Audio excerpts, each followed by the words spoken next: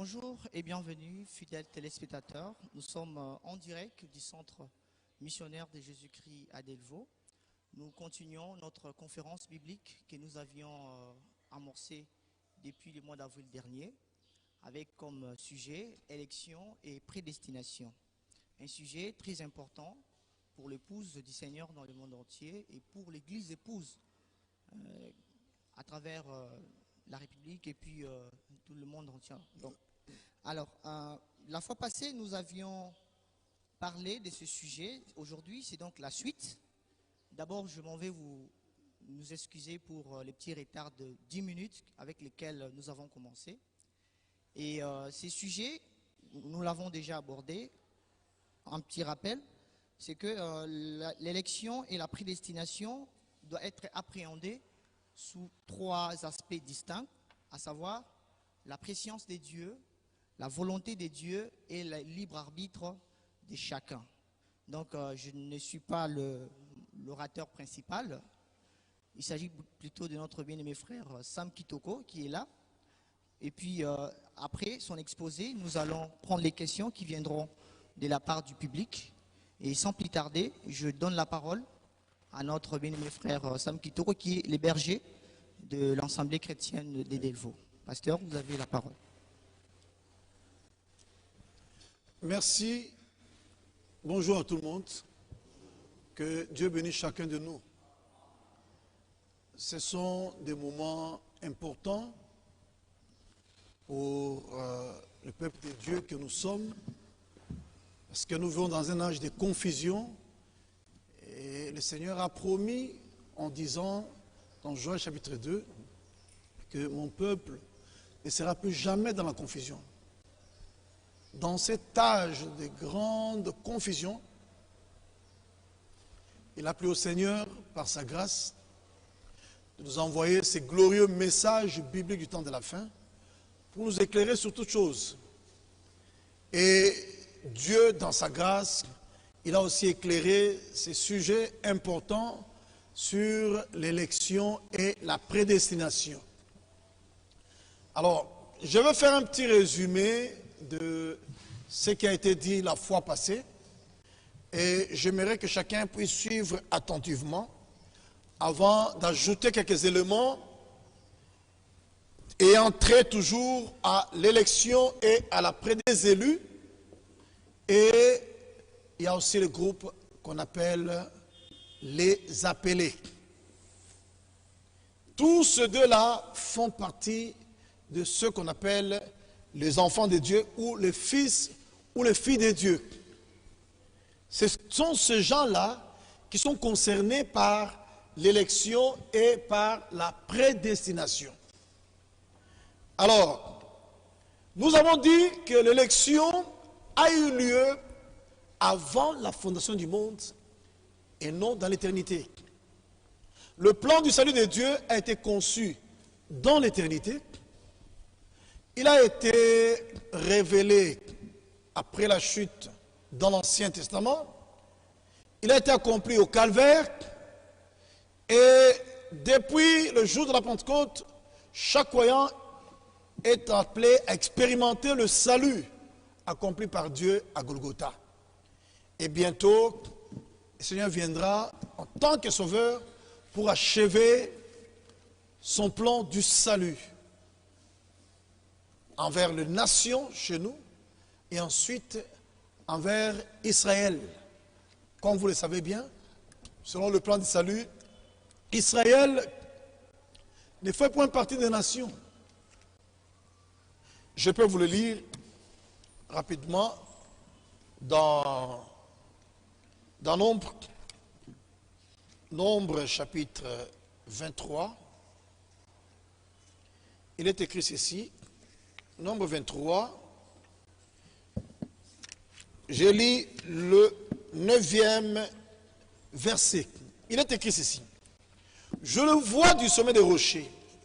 Donc Balaam s'est trouvé sur le sommet des rochers. Lui, il était sur le sommet des rochers et Israël était dans la vallée. Et il contemplait Israël à partir du sommet des rochers.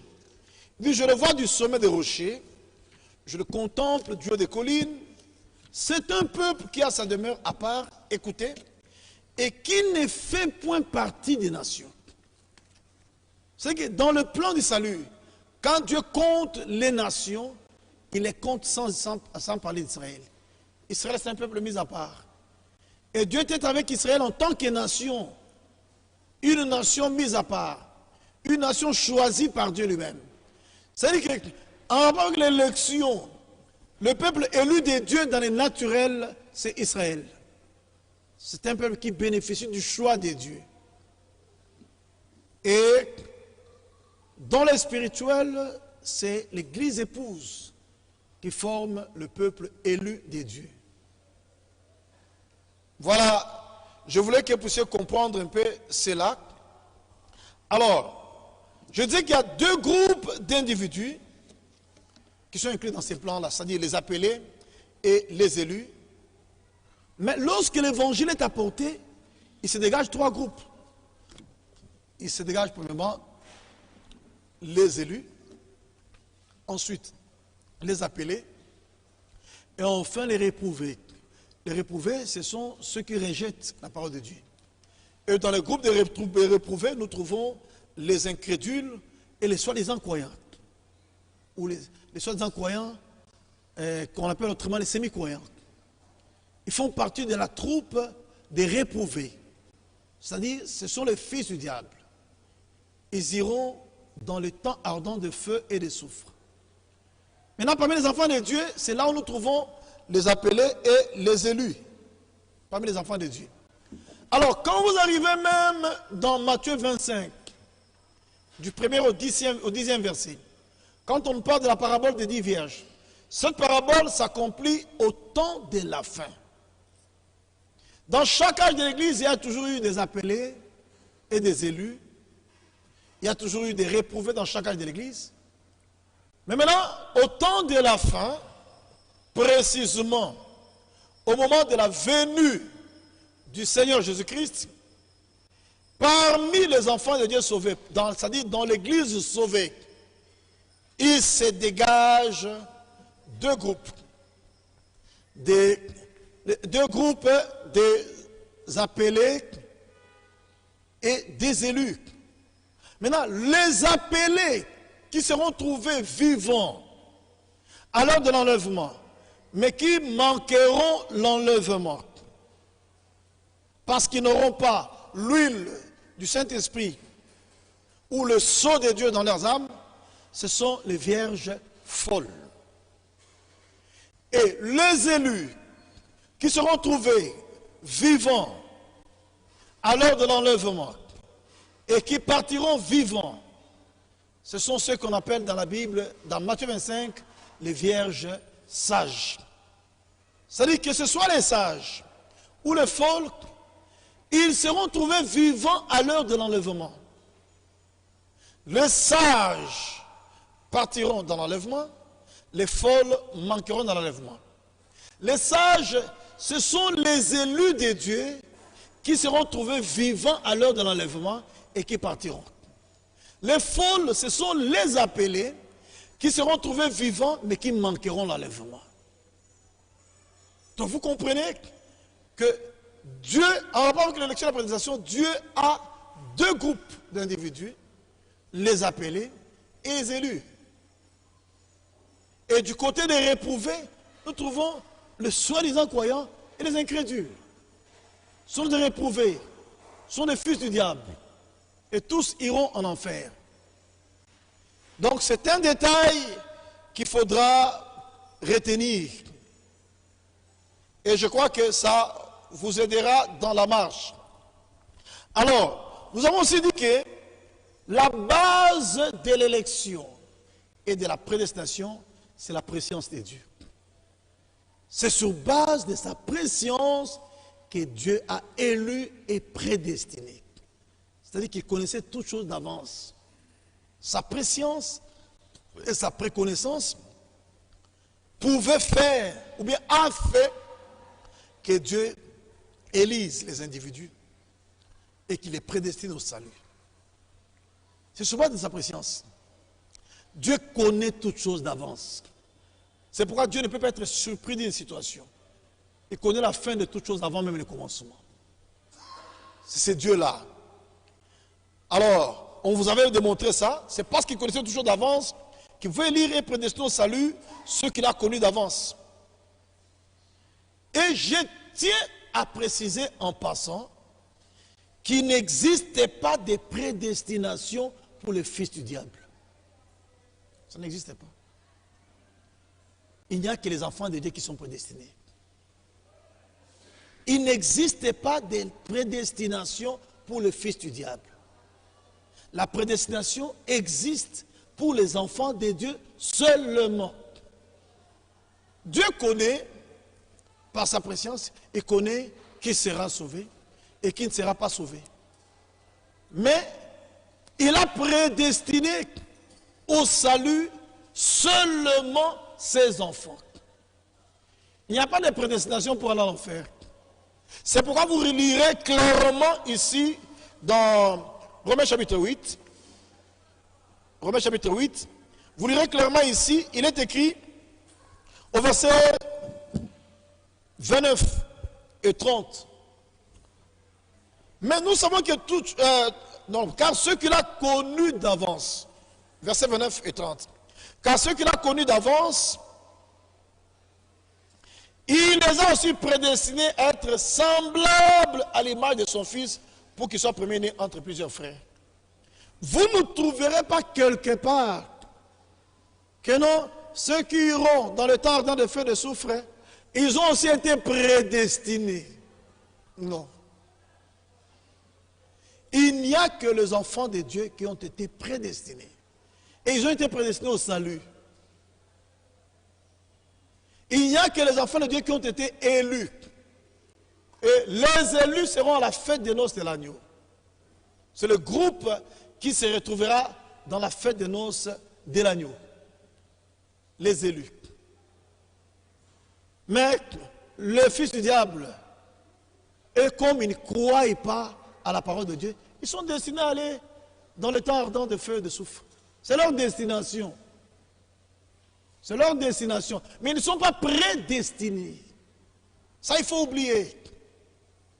Ça, il faut oublier. Dieu a élu et prédestiné ses enfants qu'il a connus d'avance. C'est pourquoi la base de l'élection et de la prédestination, c'est la présence de Dieu. L'élection se rapporte au choix et la prédestination se rapporte à la destination finale. C'est cela. C'est pourquoi je vous avais dit à la fois passée que l'élection se tourne vers le passé, c'est-à-dire vers avant la fondation du monde là-bas. Et la prédestination, c'est pour le futur. Les élus sont ceux-là que Dieu a connus d'avance. Et comme il les a connus d'avance, il les a prédestinés au salut. Il les a préparés pour qu'ils aillent au ciel et qu'ils participent à la fête des noces. Mais, quand on arrive dans le temps, Dieu place tout homme sur la même base. C'est-à-dire, chacun sur la base du libre arbitre. Que vous soyez élu, que vous soyez prédestiné, que vous soyez réprouvé, tous nous sommes placés sur la base du libre arbitre. C'est-à-dire nous avons la liberté des choix. Vous pouvez choisir le salut ou vous pouvez rejeter le salut. C'est pourquoi vous trouverez dans Marc 16, on dit, allez, à partir du verset 15, Marc 16, verset 15 à 16, écoutez ce qui est dit.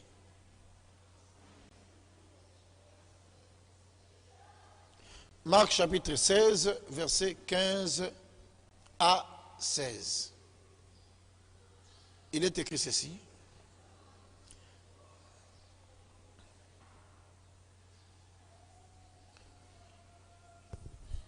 Puis il leur dit, allez par tout le monde, allez dans le monde entier, et prêchez la bonne nouvelle à toute la création. Celui qui croira et qui sera baptisé sera sauvé. Mais celui qui ne croira pas sera condamné. Vous voyez? Dieu place tout homme devant le choix. Ce n'est pas Dieu qui choisit pour vous, c'est vous qui choisirez. Dieu vous présente la parole, c'est à vous de croire ou de refuser de croire. Vous êtes placé devant la liberté de choix qu'on appelle autrement le libre arbitre. Exactement comme Adam en Éden. Tu pourras manger de tous les arbres du jardin, mais quant à l'arbre de la connaissance du bien et du mal, tu n'en mangeras pas, car le jour où tu en mangeras, tu mourras. Dieu n'était pas surpris qu'Adam ait mangé le fruit. Dieu le savait, et Dieu voyait quand Adam le faisait. Mais ce n'est pas Dieu qui a poussé Adam pour le faire. C'est Adam dans sa liberté qui a suivi sa femme. C'est la femme dans sa liberté qui a mangé le fruit défendu, ou qui a mangé l'enseignement du serpent ancien, du diable par le serpent ancien. Et depuis ce temps-là jusqu'à aujourd'hui, Dieu place toujours l'homme devant cette liberté de choix. Même tel que nous sommes ici, chacun a ce libre arbitre-là. Je vous donne un exemple clair. Cette conférence ici, il y a eu la publicité, il y a eu l'annonce, mais remarquez, ce n'est pas tout le monde qui est venu. Chacun avait le libre arbitre de venir ou de refuser. Même pour le suivre en ligne, ce n'est pas tout le monde qui le suit en ligne. Il y a des gens qui le suivent en ligne et d'autres qui ne le suivent pas. C'est-à-dire que Dieu a toujours placé l'homme devant cette liberté de choix. C'est pourquoi je vous ai dit que dans le plan du salut de Dieu, il y a trois choses qu'il faut retenir. Premièrement, il y a la préscience de Dieu. Deuxièmement, il y a la volonté de Dieu. Et troisièmement, il y a le libre arbitre de l'homme. C'est le libre arbitre de l'homme. C'est Dieu qui a placé cet homme-là devant cette liberté de choix. C'est toi qui choisiras. C'est pourquoi je vous avais lu la fois passée une citation de Frère Franck que je vais reprendre aujourd'hui. Une citation de Frère Franck qu'il avait dit dans la prédication, l'invitation, qu'il avait prêché à Krefeld le 5 mai 1984. Il a dit ceci: nous disons à tous les hommes, venez répondre à l'invitation et ne rejetez pas l'invitation qui vous a été adressée. Maintenant écoutez, il dit, Dieu ne va obliger personne à aller au ciel ou à aller en enfer. Dieu ne va obliger personne. Il respectera la décision de chacun. Ça dépend de chacun de nous. Ça dépend de chacun de nous. Donc nous avons la liberté d'accepter ou de rejeter. Et dans son livre intitulé « La grande tragédie », à la page 2, le dernier paragraphe, il a dit « Tout à la fin arrive le juste jugement final et définitif. » Apocalypse 20, versets 11 à 15. Et chacun se trouvera alors au lieu de son choix. Pas au lieu choisi par Dieu pour lui. Oh non,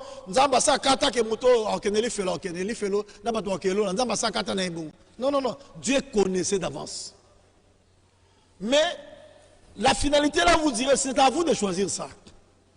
C'est à vous de choisir, ce n'est pas Dieu qui choisira pour vous. Sinon, Dieu ne sera plus le juste juge. Il deviendra un juge inique, un juge injuste. Or, Dieu est juste dans ses jugements. Il est juste en toutes circonstances. Vous voyez? Maintenant, on dit tout à la fin arrive le juste jugement final et définitif. Apocalypse 20, 11 à 15. Et chacun se trouvera alors au lieu de son choix. Nous connaissons le proverbe qui dit, celui qui a le choix a aussi le tourment. Pour ce qui concerne l'éternité, on peut dire, celui qui a fait le bon choix échappe au tourment. C'est pourquoi au jour du jugement, même Caïn ne discutera pas. Caïn ne discutera pas parce que Dieu lui avait accordé la grâce de faire les bons choix. Mais Caïn n'a pas fait les bons choix. Pourquoi es-tu irrité et pourquoi ton visage est-il abattu? Certainement, si tu agis bien, tu relèveras ton visage. Et si tu agis mal, le péché se couche à la porte. Et ses désirs se portent vers toi, mais toi, domine sur lui. Donc même Caïn avait la liberté de dominer sur le péché. Dieu lui avait accordé cette faveur-là. C'était la grâce de Dieu. Faites à Caïn, mais n'oubliez pas que la grâce n'est grâce qu'à condition d'être reçue comme grâce. Quand Dieu vous fait grâce, vous rejetez, elle devient une disgrâce. C'est que la grâce de Dieu, Dieu l'a accordée à tout le monde. Mais ceux qui l'expérimentent, ce sont seulement les croyants. C'est pourquoi dans Jean 3,16, il est écrit, dans Jean 3,16, il est écrit, car Dieu a tellement aimé le monde qu'il a donné son Fils unique, afin que quiconque croit en lui, quiconque croit en lui ne périsse point, mais qu'il ait la vie éternelle. C'est quiconque. Dieu, lui, il a fait le don. Il a offert au monde entier. Donc, Christ est le don de Dieu pour l'humanité. Mais, pour expérimenter ces dons-là, ce salut-là, accompli pour l'humanité, c'est seulement quiconque croit. Il n'y a que les croyants qui l'expérimentent. Celui qui refuse de croire, il ne l'expérimente pas. C'est pourquoi même la parole de Dieu n'agit pas dans tout le monde. La parole de Dieu agit en vous qui croyez. Vous croyez, la parole produira son effet. Vous refusez de croire, elle ne produira pas d'effet sur vous. Ce n'est pas la faute de Dieu.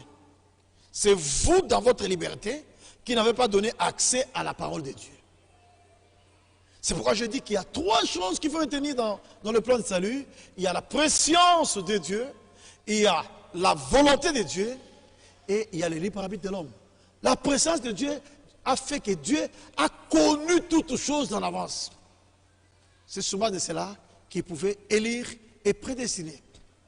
C'est souvent de cela qu'il pouvait inscrire nos noms dans le livre de vie de l'agneau. Même les autres dans le livre de vie. C'est souvent de cela. La volonté de Dieu. La Bible l'a montré dans Timothée 2, 3 à 4. Dieu veut que tous les hommes soient sauvés et parviennent à la connaissance de la vérité.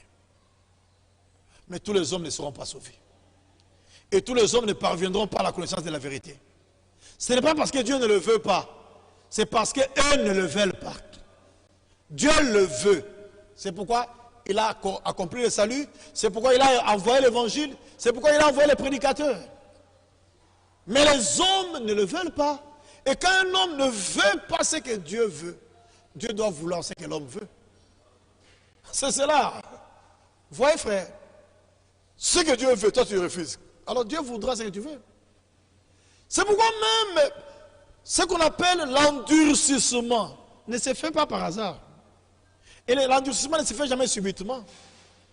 Il y a un schéma pour arriver à l'endurcissement. D'abord, la première chose, ou l'ancêtre, ou le parent de l'endurcissement, c'est l'incrédulité. Vous commencez d'abord par douter de la parole de Dieu, mais on continuera à vous présenter la même parole. Quand vous trouverez que ça commence à vous embêter, vous allez rejeter la parole. C'est-à-dire, après l'incrédulité, suit le rejet. Et on continuera à vous présenter la parole. Finalement, quand vous en aurez là, vous dites, attention, ne m'amenez plus cette histoire-là.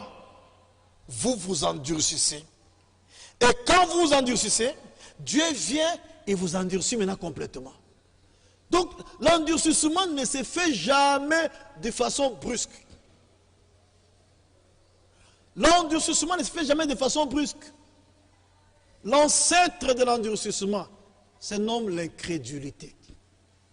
Suivi de son fils appelé le rejet et de son petit-fils appelé l'endurcissement. C'est ça le schéma. Donc on voit que quelqu'un est endurci. Cet homme-là qui est endurci doit d'abord au préalable douter de la parole. Ensuite, il va rejeter la parole. Enfin, il va s'endurcir. Et Dieu viendra l'endurcir complètement. Et c'est en ce moment-là que s'accomplira, il endurcit qui le veut. Vous voyez? Ça ne suffit pas que notre Dieu regarde le visage de ces messieurs-là, il voit que son visage ne lui pleut pas, il dit, je l'endurcis celui-là. Non, non, non, ça ne se fait pas comme ça. Dieu n'est pas un juge unique. Dieu est le juste juge. Vous avez vu Caïn? Dieu est descendu les conseiller pour que Caïn ne puisse pas arriver à ce qu'il a fait. Mais finalement, Caïn a rejeté ça. Et il a fait ce qui était dans son cœur. Au jour du jugement, Caïn discutera sur base de quoi? C'est pourquoi au jour du jugement, il n'y aura pas de cours d'appel. Oh non, je vais en appel. Il n'y en aura pas. Il n'y en aura pas. Au jour du jugement, même les fils du diable donneront raison à Dieu de les avoir jetés dans les temps ardents de feu et de soufre. Personne ne discutera. Donc ce sont des détails importants que nous devons saisir et retenir en rapport avec cette notion d'élection et de prédestination. Et je voulais encore rappeler, comme je l'avais dit, que l'élection s'est faite dans l'élu. Et l'élu, c'est Christ. C'est pourquoi Ephésiens 1,3 dit, Ephésiens 1,4 plutôt, en lui, Dieu nous a élus. Lui qui? L'élu. Jésus-Christ, c'est l'élu de Dieu. Et en Christ, nous sommes les élus de Dieu. L'élection s'est faite dans l'élu. En lui, Dieu nous a élus. Quand? Pas dans l'éternité, avant la fondation du monde. Dans l'éternité, il n'y a pas d'avant ou d'après. Dans l'éternité, il n'y a pas de temps. Dans l'éternité, il n'y a pas de période. Il n'y a pas de minutes. Il n'y a pas de secondes. Quand vous lisez dans votre Bible, avant la fondation du monde, ce n'est pas l'éternité, c'est le commencement. C'est quand Elohim est sorti de sa plénitude originelle d'esprit, de lumière et de vie. Quand il est sorti, il a pris la forme du dabar ou du logos en grec. Quand il a pris cette forme là-bas, c'est en ce moment, remarquez les anges, ils ont chuté avec Lucifer. Dieu a créé le temps ardent de feu et de soufre. Il a créé ça. Et ils iront là-bas. Et il n'y a pas de chemin retour, pour eux. Mais le jour où l'homme a chuté, dans Genèse 3, le diable était content avec les démons. Mais Dieu descend, au lieu de créer encore un endroit pour la punition de l'homme, Dieu descend et il dit, la sémence de la femme t'écrasera la tête. C'est que l'homme chute, le diable croyait que le plan de Dieu a échoué, mais Dieu descend, il annonce la venue du Rédempteur. Il annonce le salut qui sera accompli ce jour-là sur le calvaire. Vous voyez, le plan de Dieu, c'est un plan merveilleux. Et ce qui nous fait du bien, Dieu nous a insérés dans son plan. Et nous sommes participants de son plan au temps de la fin. C'est une grâce. Une faveur imméritée. Et nous devons toujours témoigner Dieu à cause de cette grâce là-bas. Vous voyez? Nous n'étions pas encore nés, ni manifestés. Mais Dieu avait déjà dit, mon peuple ne sera plus jamais dans la confusion.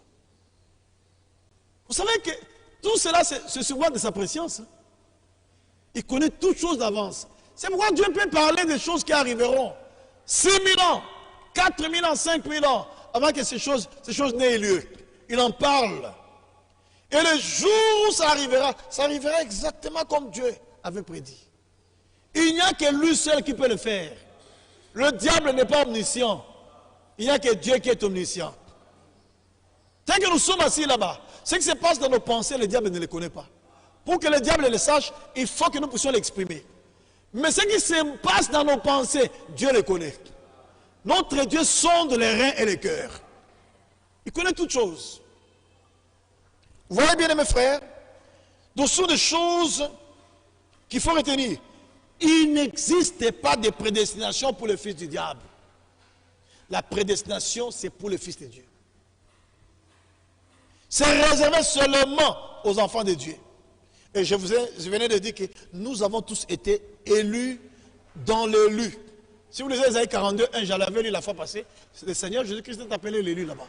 Dieu l'appelle mon élu. Il est l'élu. Abraham fut élu. David fut élu. Esaïe, Jean-Baptiste, Branham, Franck, même les domestiques de la maison sont des élus. Même vous, les enfants de Dieu, vous qui êtes la maison de Dieu, vous êtes les élus de Dieu. Vous êtes les produits du choix de Dieu avant la fondation du monde. C'est vrai que dans le royaume de Dieu, le hasard n'existe pas. Dans le royaume de Dieu, tout est lié à des réalités. Nous ne sommes pas dans un royaume de fiction. Nous sommes dans un royaume de réalité. Tout est réel.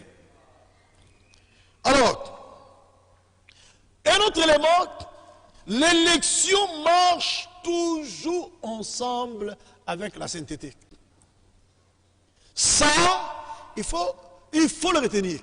Ne soyez pas ce que les gens racontent là-bas, les gens de la grâce à bon marché, qui racontent que non, tel que je suis là, si je suis un élu, au jour de l'enlèvement, même si Dieu venait me trouver sous la poitrine d'une prostituée, je partirai. Et les gens crient Amen. C'est une fausse doctrine.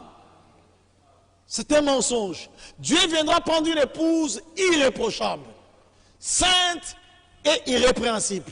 Une épouse sans tache, ni ride, ni rien de semblable. C'est cette épouse-là que Dieu viendra prendre. Dieu ne viendra pas prendre une bande de souillés et il les amène au ciel parce qu'il s'appelle ou il se proclame élu. Être élu signifie premièrement être destiné à un service et deuxièmement y être consacré.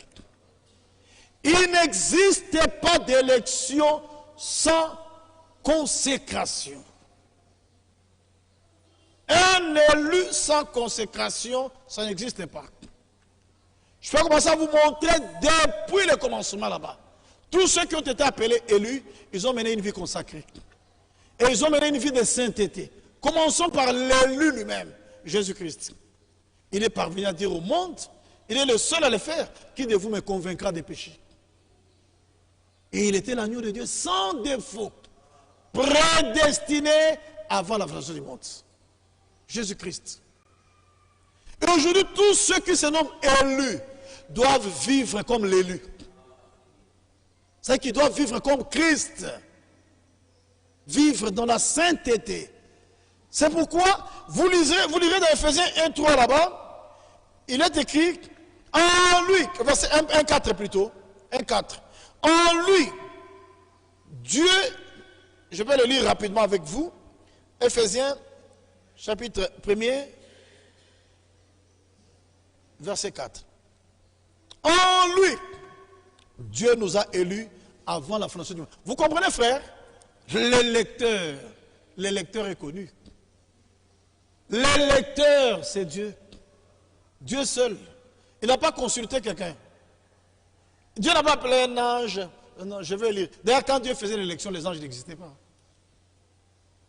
Dieu nous a élus avant de créer Lucifer. Dieu nous a élus avant de créer Michael ou Gabriel.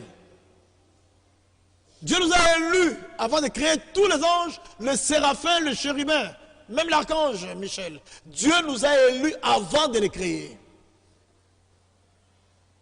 C'est ce qu'il faut retenir. Et le lecteur, c'est Dieu seul. Et il nous a élus avant la fondation du monde. Il nous a élus avant les circonstances de la vie. C'est pourquoi il n'existe aucune circonstance de la vie qui peut séparer un élu de Dieu. Quand Dieu nous a élus, l'argent n'existait pas. Quand Dieu nous a élus, la politique et toutes ces choses n'existaient pas. C'est pourquoi les élus ne se laisseront pas emporter par ces choses là-bas. Pour les élus, ce sont des choses de néant. Quand Dieu nous a élus, la fausse doctrine n'existait pas. C'est pourquoi aucun élu ne sera séduit par la fausse doctrine. Aucun. Donc, l'élection a eu lieu avant toutes les circonstances temporelles. C'est pourquoi il n'existe aucune circonstance temporelle qui peut influencer l'élection, notre élection. Ça n'existe pas. En lui, Dieu nous a élus avant la fondation du monde pour que nous soyons saints et irréprochables devant lui. Maintenant, Dieu nous a élus pour que nous soyons saints et irréprochables. Toi, le jour de l'enlèvement, quand le Seigneur vient prendre les saints pour les amener au ciel, tu te retrouves sur la poitrine d'une prostituée. Et tu dis, comme je suis élu, je partirai. C'est la preuve que tu n'es pas élu. Parce que l'élection marche de pair avec la sainteté. Être élu signifie premièrement être destiné à un service et y être consacré. Et tous les élus servent le Seigneur. Tous. Ils servent le Seigneur. Servir le Seigneur, ça ne suffit pas à prêcher seulement. Non. Même chanter, c'est un service. Dire Amen. Faites toujours le service de Dieu. Obéir à la parole, c'est un service. Prier, c'est un service. C'est un service. Quand vous mettez à genoux, vous priez, vous jeûnez, c'est un service. Quand vous craignez Dieu, là, vous marchez dans la crainte de Dieu, vous refusez de vous conformer au monde, c'est un service. Vous voyez? Quand vous obéissez à la parole, c'est un service. Et Dieu aime ça. C'est pourquoi l'élection marche de pair avec la sainteté. Dieu nous a élus pour le but, pour que nous soyons saints et irréprochables devant lui. Donc on ne peut pas venir nous parler aujourd'hui d'une élection remplie de souillures. C'est faux. C'est contraire au plan. Dieu nous a élus pour que nous soyons saints et irréprochables devant lui. Vous voyez, mes frères, ce sont des choses importantes que nous devons retenir. Maintenant, je voulais aussi ajouter quelques éléments. Ça, c'était le résumé de la fois passée. Hein. Tout ce que je viens de faire là, c'est le résumé de la fois passée. De la conférence qu'on avait eue le 5 avril. C'est ce que je venais de résumer. Oui. Alors, l'élection ne s'est pas faite sur base de la volonté de Dieu, mais c'est sur base de sa préscience. Si Dieu s'était permis de choisir sur base de sa volonté, alors Dieu sera injuste. Et là, il y aura de graves discussions au tribunal. Il y aura de graves, je vous dis de graves discussions. Non, mais Seigneur, moi si je suis parti en enfer, mais c'était ta volonté. C'est toi-même qui voulais que je parte en enfer. Vous voyez? Et ça, on fait de Dieu un Dieu injuste, un juge injuste. Mais je rappelle à l'auditoire que vous êtes que Dieu est le juste juge. 2 Timothée 4, verset 8. Il est clairement écrit ceci là-bas. 2 Timothée 4, verset 8. Il est écrit là-bas. Désormais, la couronne de justice m'est réservée. Le Seigneur, le juste juge, me la donnera en ce jour-là. Non seulement à moi, mais aussi à tous ceux qui auront aimé sa venue. Vous voyez? Il est appelé le juste juge, le Seigneur. Si Dieu a prédestiné sur base de sa volonté, frère, il y aura de graves discussions devant le tribunal blanc. Lors du jugement dernier, il y aura des discussions terribles. Mais Dieu n'a pas élu et prédestiné sur base de sa volonté, mais il a élu et prédestiné sur base de sa préscience. Vous voyez? Et il y a une écriture qui est mal comprise. On me fait déjà signe pour que j'arrête afin de permettre aux gens de poser des questions. C'est ça, hein? Alors, bon, ça va. Je peux... Ah, je continue encore un peu.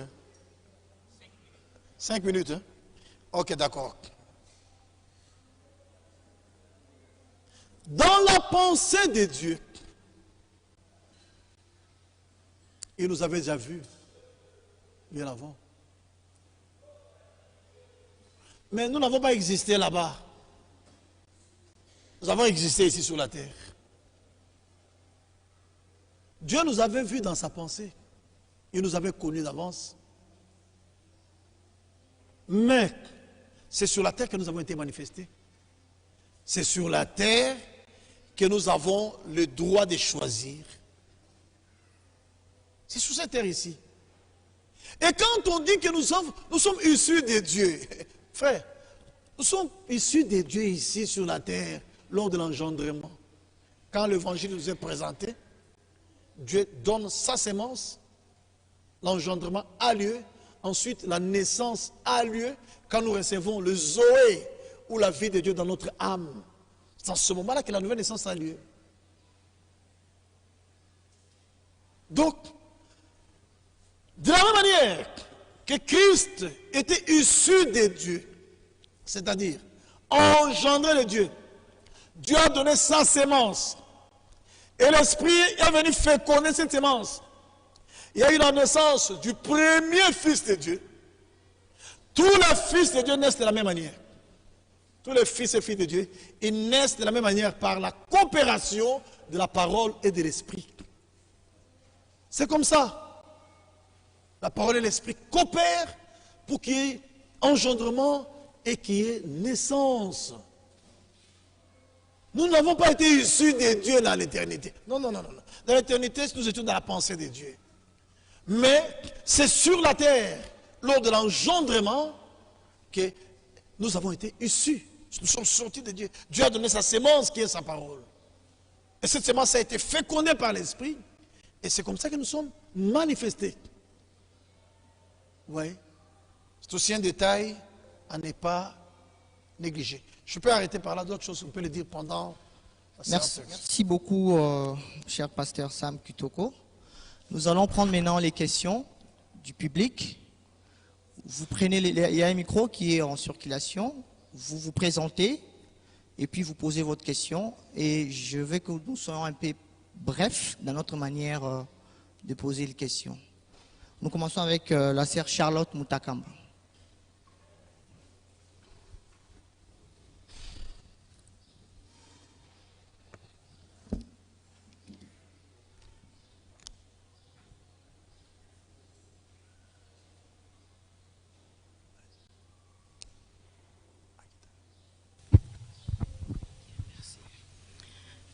Merci beaucoup de m'avoir accordé la parole. Moi, c'est la sœur Charlotte Mutakamba. Ma question est celle-ci. D'ailleurs, la première question a été répondue dès l'introduction. Quand le pasteur, vous avez parlé de... Non. Non. Non. Vous savez, Dieu ne fait pas de faux calculs. Dieu. Oui. Dieu avait déjà vu comment le temps va se dérouler. Et il a vu comment cette personne-là que vous évoquez choisira. Et comme Dieu a vu que la personne-là fera le bon choix, c'est souvent de cela que Dieu a prédestiné cette personne là-bas. Parce qu'il l'a connue d'avance. C'est-à-dire que Dieu a balayé le temps. Cette parenthèse du temps-là, Dieu l'a balayé. Il a vu comment chacun se comportera vis-à-vis de sa parole. Okay. Alors, ceux qu'il a vus, qui accepteront sa parole, ce sont ces gens-là que Dieu a prédestinés. Ceux qui n'allaient pas accepter Dieu ne les a pas prédestinés. Ok, merci. Donc, un prédestiné, en rapport avec le salut, il ne peut pas faire un mauvais choix. Ok, merci beaucoup. Pasteur, ma deuxième question est celle-ci. Ce qui concerne les 3 mages. Les 3 mages, ils étaient des astrologues, non? Ouais. Un astrologue, c'est un magicien, non? Non, c'est un astrologue. C'est un astrologue. Oui. Comme Ce sont des métiers différents. dans la Bible, quelque part, Dieu refuse quelque chose comme ça, ce qui parle des astrologues, qu'on ne peut pas. Hein? Oui, oui, mais ils avaient reçu la grâce de Dieu. Ils étaient des astrologues, les trois mages. Oui, oui. Ils étaient des prédestinés. Mais la preuve qu'ils ont reconnu, c'est que Dieu faisait leur temps. Ah, La grâce de Dieu tombe sur n'importe qui.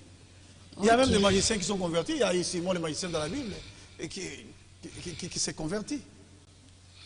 donc il s'agit de la conversion. Quand le filet de l'évangile est jeté, il ramasse toutes sortes d'histoires. Ok. Quand l'évangile est prêché, c'est prêché à toute la création. Même un magicien peut croire, même un astrologue peut croire, n'importe qui peut croire. Ok. Même nous ici, il y a des gens qui étaient des prostituées. Oui. Alors, mais il y a des prostituées qui ont cru. Il y a même des koulounas qui ont cru. Et pourquoi pas un astrologue? La grâce, vous savez ce que signifie la grâce? Une faveur imméritée. Donc vous n'avez pas mérité ça, mais Dieu vous la donne. Ok. Merci beaucoup de m'avoir répondu. Ok. La Samaritaine était une prostituée, vous le savez, non? Mais la Merci Samaritaine beaucoup. a Nous discerné prenons- ce que Caïphe et les autres ne pouvaient pas discerner. Hein? Et là, quand la Samaritaine, quand elle a vu le Seigneur, il dit, Seigneur, je vois que tu es le Messie. Elle a vu d'abord qu'il était prophète. Elle a dit, je vois que tu es prophète. Lorsque le Messie viendra, il nous dira toutes choses. Il dit, je le suis, moi qui te parle. Voilà. Une prostituée qui est à son 6e amant. Maintenant, quand il est arrivé en face d'un 7e, qu'elle croyait pouvoir prendre dans les pièges, mais c'est elle qui a été prise au piège. Merci beaucoup. Nous allons prendre Joël Dikaya.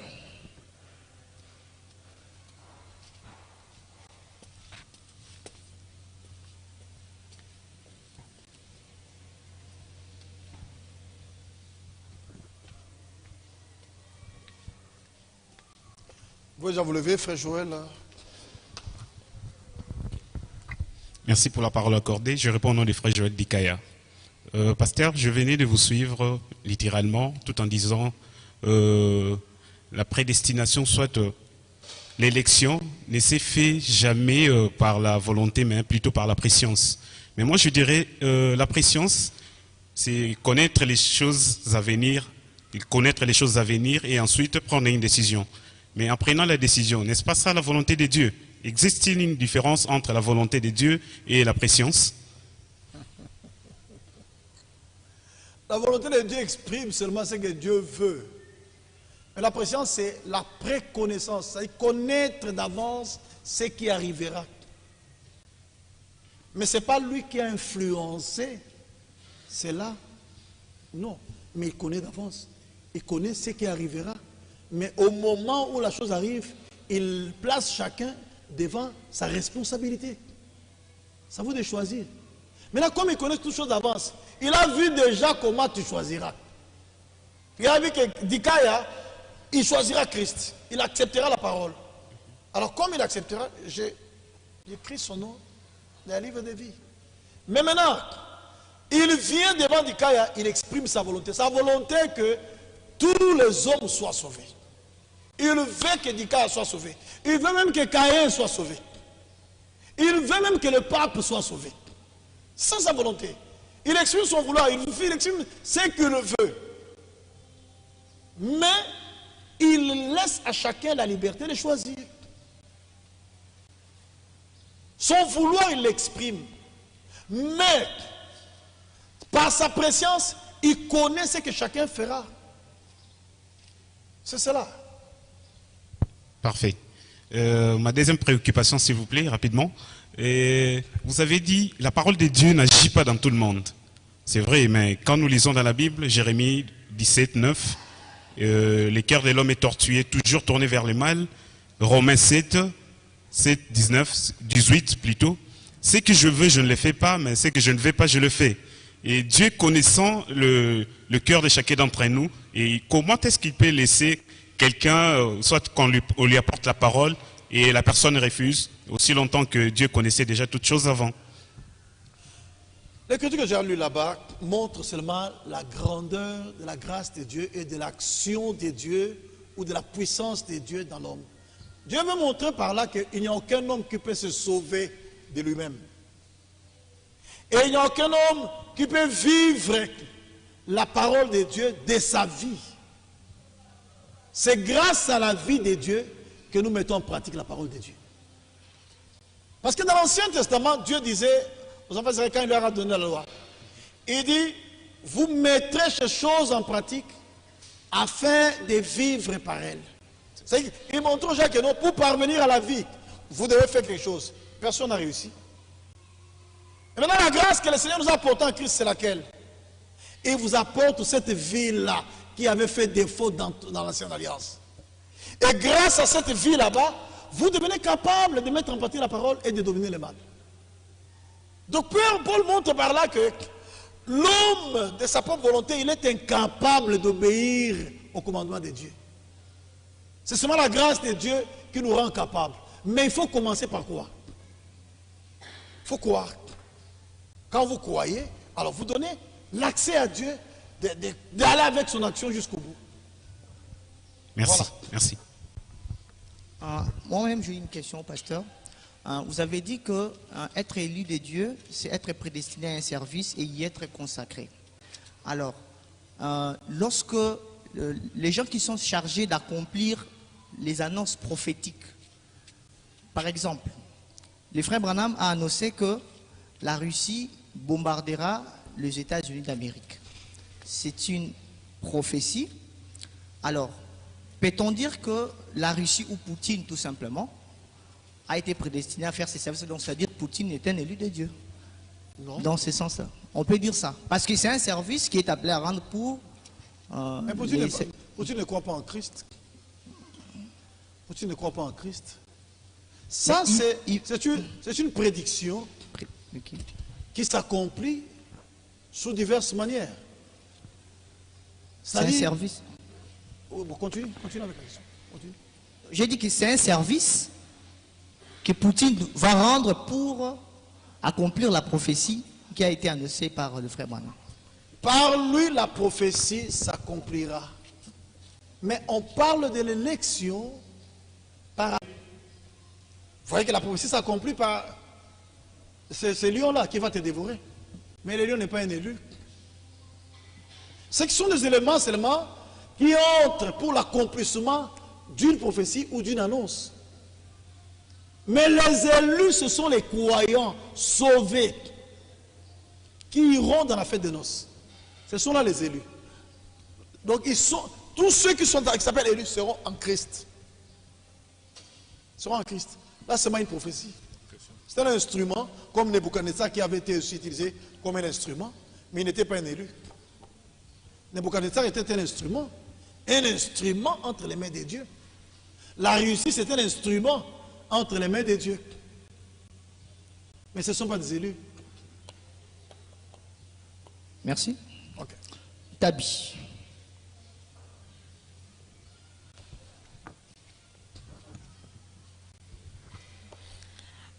Merci pour la parole. Je suis Béni Tabi, journaliste et également membre du Corps du Christ. Alors, je vous suis avec beaucoup d'attention et j'ai une question. Tout à l'heure, vous avez parlé de la préscience de Dieu. Dieu sait tout et rien ne le surprend. Et comme illustration, vous avez évoqué l'histoire d'Adam et Ève que nous apprenons tous dès l'Écodime. Dieu savait qu'Adam et Ève pécheraient. Alors ma question est celle-ci. Notre Dieu est amour. Cela est une vérité universelle. Pourquoi, sachant qu'Adam et Ève vont pécher, il a quand même placé cet arbre dans le jardin d'Éden? Il savait qu'ils allaient finir par tomber. Pourquoi avoir créé des êtres semblables à lui pour qu'ils tombent en quelque sorte? La première question. Et la deuxième question, permettez que j'enchaîne. Vous avez parlé d'élection. Alors, qui dit élection dit choix. Le principe du choix, c'est de prendre une partie et de laisser une autre. Dieu, dans sa préscience, a vu que telle personne commettrait tel acte et il a prédestiné, il a élu. Alors, pourquoi se donne-t-il la peine de permettre qu'il y ait des êtres qui, dans leur vie, ils vont commettre des actes, ils vont faire des choix qui feront qu'ils soient qu'ils ne soient pas sauvés? Pourquoi se donne-t-il cette peine-là de les laisser vivre et pour qu'en fin de compte, ils soient perdus? Merci. La première question, c'était... Vous avez dit quoi? La première question, c'était laquelle? Répétez brièvement la première question. C'était quoi la première question? Je note. Pourquoi avoir quand même placé l'arbre au milieu du jardin, sachant qu'ils allaient pécher? Ah, pourquoi avoir placé l'arbre au milieu du jardin, sachant qu'ils allaient pécher? Dieu a un plan qu'il a conçu, ces plans-là de salut. Il a conçu ce plan-là pour exister avec sa famille, au final, dans l'éternité. Et Dieu veut voir chacun de ses enfants lui témoigner de l'obéissance vis-à-vis de sa parole. Ces arbres-là que tu vois là, ce sont des arbres symboliques.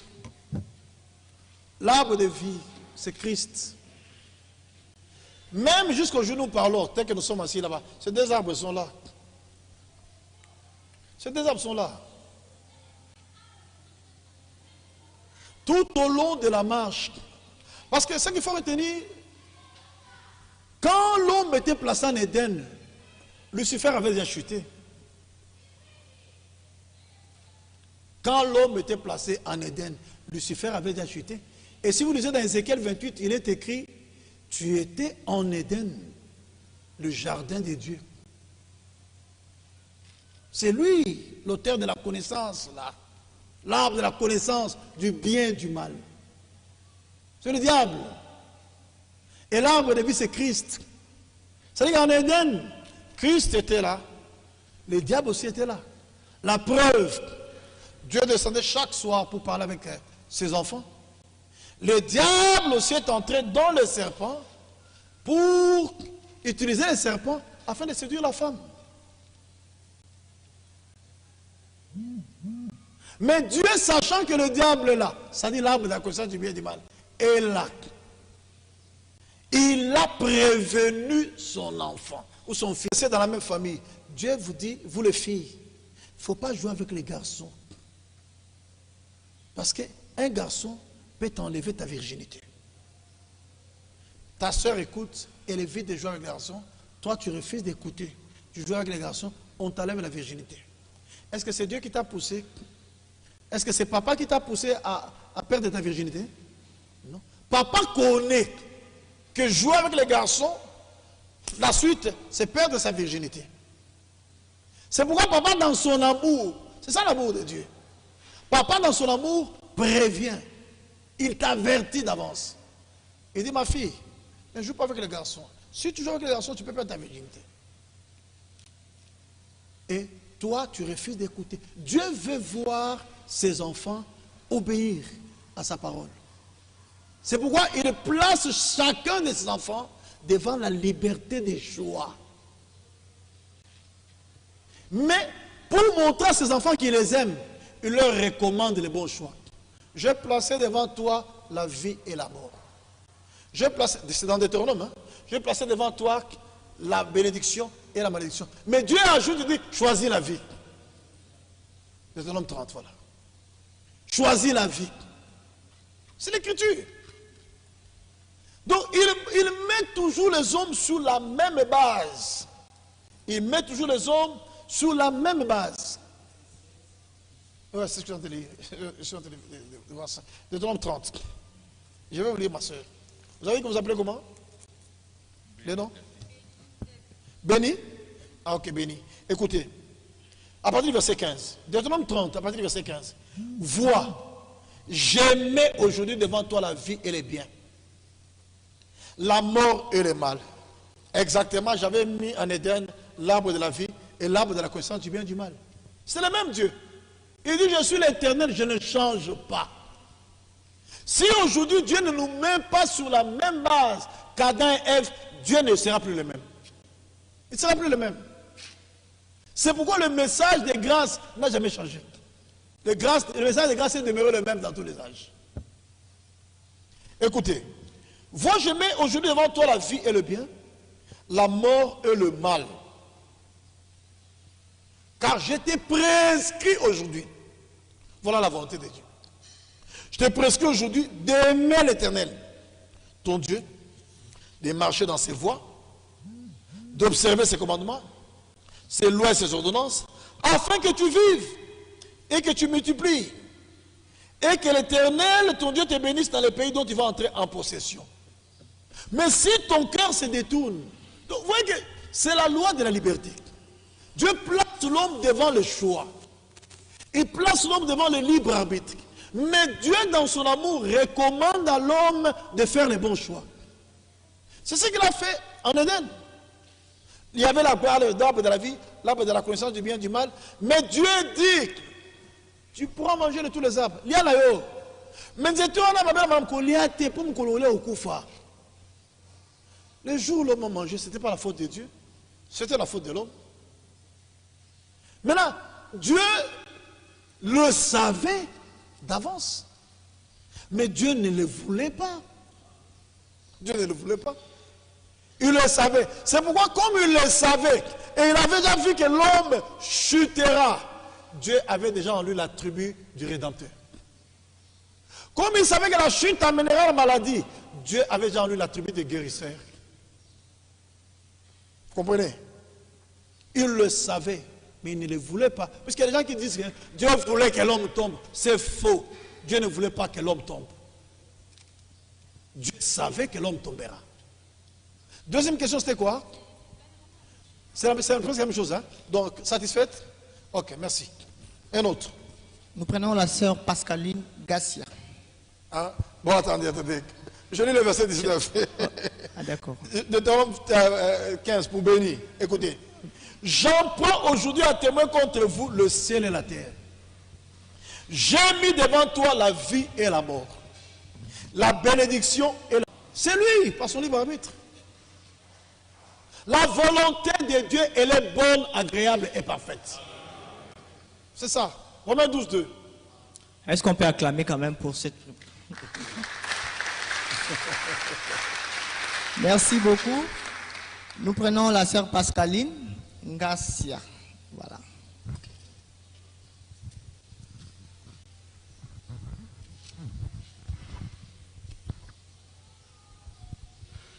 Merci pour la parole. Pasteur, question dans la liboso des aboués.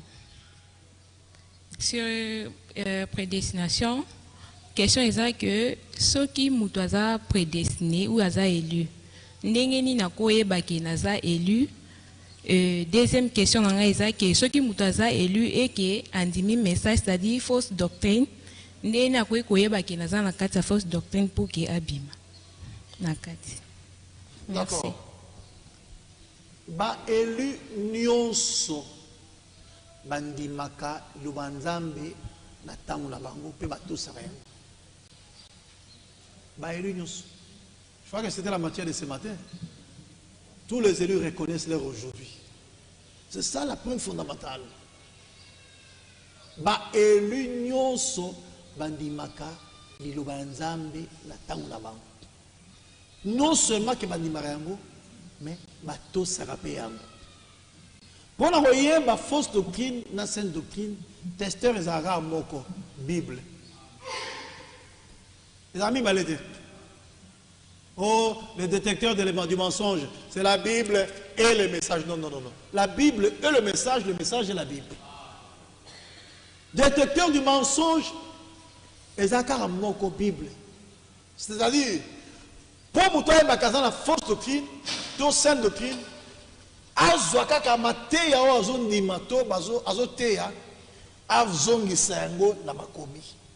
Soki eza incapable de kofanda na makomi, eza fausse doctrine.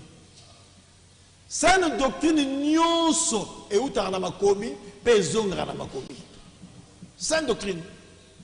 Donc on dit les choses qui sont conformes à la sainte doctrine, c'est-à-dire que dites les choses qui sont conformes à la Bible. C'est ça la sainte doctrine. Et là, nous sommes teya zoyango zongisa yango na makomi. Ce qui est fandi na makomi, c'est la sainte doctrine. Mais ce qui est bima na makomi, ils ont tellement yango matumi na fausse doctrine, bah il n'a même la Bible. Et au moment où on va démontrer et qu'on rencontre fandi ça manakata makomi. Nyonsoyo nzambe atindi lelo pona bana na eto pona mapona minae et uta na Bible pe zonga ka na Bible. Voilà ma soeur. Merci beaucoup. OK. Merci beaucoup. Nous prenons le frère Nicolas Mukendi.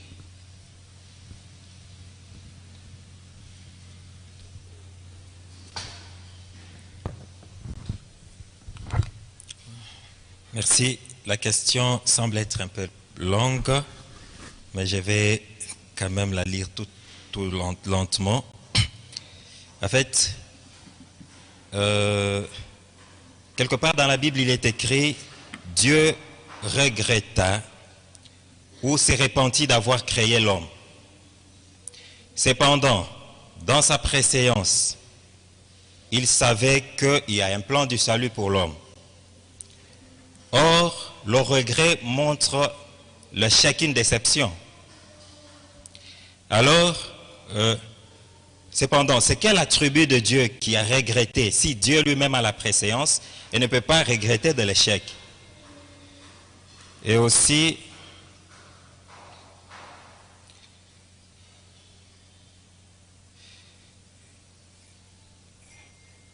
l'homme pour lequel Dieu regretta d'avoir créé, était-il la sémence du serpent ou l'homme tout à fait en général? Si c'est l'homme tout à fait en général, l'homme pas avec Caïn et les autres, juste Adam, la descendance d'Adam, s'il sait déjà qu'il y a un plan dans le futur pour le salut, pourquoi ce regret, cet aveu d'échec? Si je peux le dire comme ça, excusez-moi le terme, Dieu regretta d'avoir créé l'homme. Voilà en fait. Merci. Je suis dans Genèse 6. C'est là que le frère, l'écriture à laquelle il se réfère, c'est dans Genèse 6. Quand les fils de Dieu virent que les filles des hommes étaient belles, et ils en prirent pour femmes parmi toutes celles qu'ils choisirent. Quand Dieu a créé et formé l'homme, Dieu n'a pas créé l'homme et formé l'homme pour que l'homme fasse du mal. Dieu a formé l'homme pour que l'homme vive comme Dieu le veut. Même aujourd'hui, quand un homme agit mal, Dieu regrette toujours. Éphésiens 4:30 est clair. N'attristez pas le Saint-Esprit de Dieu, par lequel vous avez été scellés pour le jour de la rédemption. Le Saint-Esprit, c'est l'Esprit de Dieu, c'est Dieu lui-même. Mais il est attristé. Dieu était attristé par les comportements de l'homme. Ce n'était pas seulement le fils de Dieu, même les fils de Caïn sont des hommes. Mais il faut comprendre que les fils de Dieu dont on fait allusion là-bas, il s'agit des fils de Dieu de la lignée de Seth. Il s'agit des fils de Dieu naturels. En Christ, aujourd'hui, nous sommes les fils de Dieu dans le spirituel. Nous sommes la lignée spirituelle. C'est-à-dire qui vient par la parole et par l'esprit. Cela était issu de l'engendrement naturel. Par Seth. Et Dieu a regretté parce que c'était la lignée des fils de Dieu, la lignée des fils de Dieu créés. À partir d'Adam, Adam 7, et 7 est arrivé jusqu'au déluge là-bas. Ouais. C'était les fils de Dieu non engendrés, mais les fils de Dieu créés par Adam. Et cette lignée-là des fils de Dieu a péri. C'est pourquoi vous trouverez, aujourd'hui en enfer, il y a des fils de Dieu. C'était les fils de Dieu là. Ils sont en enfer. Ouais. Dieu a regretté à cause du comportement de ceux qui n'étaient pas censés se comporter de cette façon là-bas. Même aujourd'hui, quand un chrétien se comporte mal, Dieu regrette. C'est pourquoi le Saint-Esprit est attristé. Il est attristé à cause de mon propos que quand Dieu nous sauve, c'est pour que nous fassions seulement la volonté de Dieu. C'est pour que nous vivions pour lui. Quand Dieu a fait sortir Israël de l'Égypte, c'était pour qu'Israël vive pour Dieu. Mais vous avez remarqué, dans la marche, quand il s'est révolté contre Dieu, Dieu regrettait. Dieu s'est fâché. Le peuple que Dieu lui-même a fait sortir, vous verrez par la suite, il les a fait périr. Jude en parle. Seigneur, après avoir tiré le peuple de l'Égypte, il fit ensuite périr les incrédules.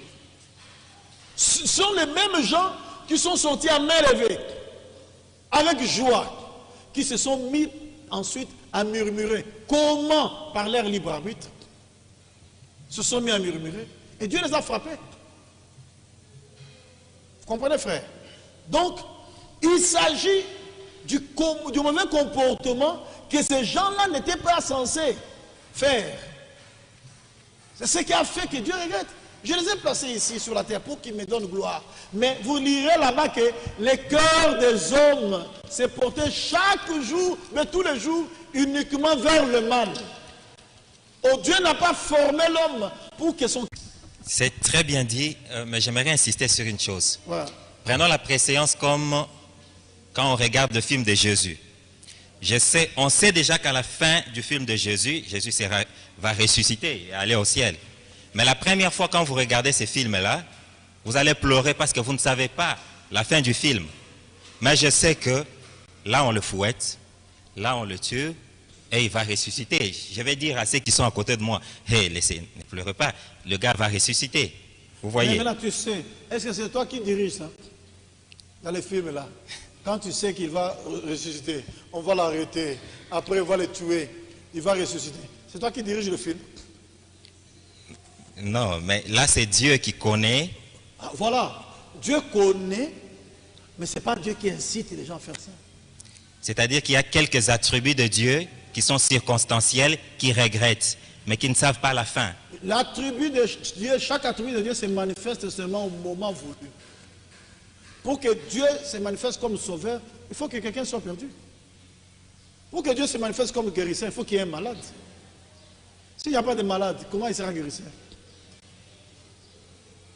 Merci. Chaque attribut se manifeste au temps fixé. Et quand il y a nécessité. Ouais. Tu vois par exemple l'attribut du fils de David. Aujourd'hui, est-ce que cet attribut est valable pour nous? Ce n'est pas valable. Mais dans les milléniums, ce sera valable non seulement pour les juifs, même pour nous. Mais aujourd'hui, ce sont les juifs qui peuvent l'appeler fils de David. Parce que c'est leur roi. Mais nous, les païens, nous ne pouvons pas le faire. Mais dans les milléniums, il régnera sur le trône de David et il gouvernera toute la terre, toutes les nations de la terre. Ça va se manifester dans sa plénitude là-bas. Vous voyez, frère, dans sa présence, comme tu l'as dit, tu as donné un bel exemple qui te donne aussi la réponse directement. Que je sais que dans les films, je sais que à ce moment, on va l'arrêter, on va le taper, on va le tuer, après il va ressusciter. Tu le sais, mais ce n'est pas toi qui dirige le film. Il y a des acteurs là-dedans. Et aujourd'hui, nous sommes des acteurs, nous les hommes. Nous agissons. D'autres agissent en faisant le bien, d'autres agissent en faisant le mal. Et le prophète de notre temps, vous le savez, il dit, la plus grande bataille jamais livrée se passe dans notre pensée. Dans ta pensée, tu peux donner la victoire à Dieu ou la victoire à Satan. C'est ça. Quand dans ta pensée, tu prends la pensée de la parole, la pensée de l'esprit, tu la mets en toi, le diable perd la force. Mais si tu prends le raisonnement du diable, Dieu perd la force. C'est comme ça. Voilà, frère. Merci beaucoup. Le frère Miché Tata.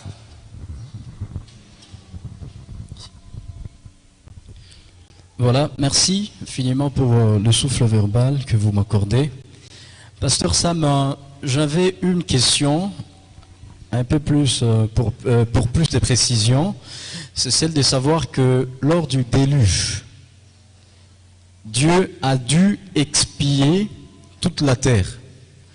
On peut donc admettre que la terre tout entière était uniquement composée après les déluges de fils de Dieu. Parce que la descendance de Noé était issue de ces fils de Dieu-là.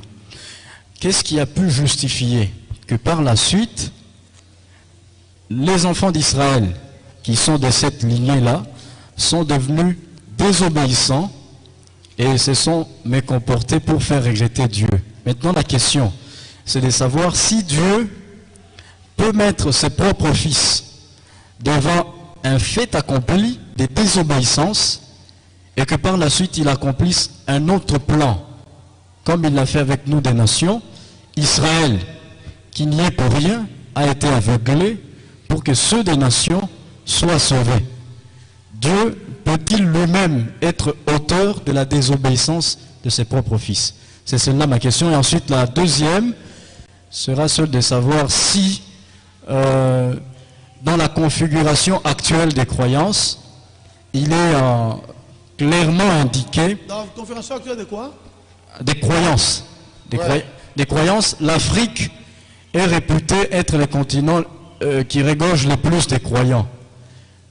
Peut-on admettre que, voilà, Dieu ait porté son choix uniquement sur les Noirs sur base peut-être de la misère comme certains le justifient, et qu'il puisse choisir un peuple qui visiblement se trouve dans la désolation?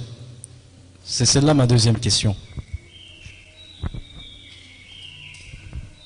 La première question, excusez-moi, la première question c'était... Dieu peut-il être auteur de la désobéissance de ses enfants? Dieu ne peut pas être auteur de la désobéissance de ses enfants. Non. Dieu veut que ses enfants obéissent.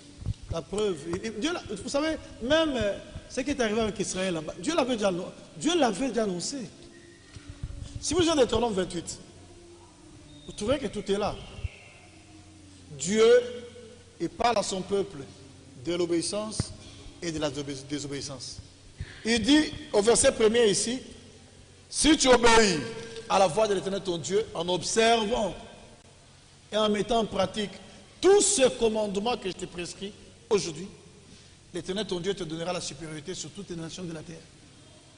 Voici toutes les bénédictions qui se répandront sur toi et qui seront ton partage lorsque tu obéiras à la voix de l'Éternel ton Dieu. Tu seras béni dans la ville, tu seras béni dans les champs, ainsi de suite. Mais, verset 15, mais si tu n'obéis point à la voix de l'Éternel ton Dieu, si tu n'observes point et ne mets pas en pratique tous ces commandements et toutes ces lois que je te prescris aujourd'hui, voici les malédictions qui viendront sur toi et qui seront ton partage. Maintenant, parmi ces malédictions, arrivons au verset 49.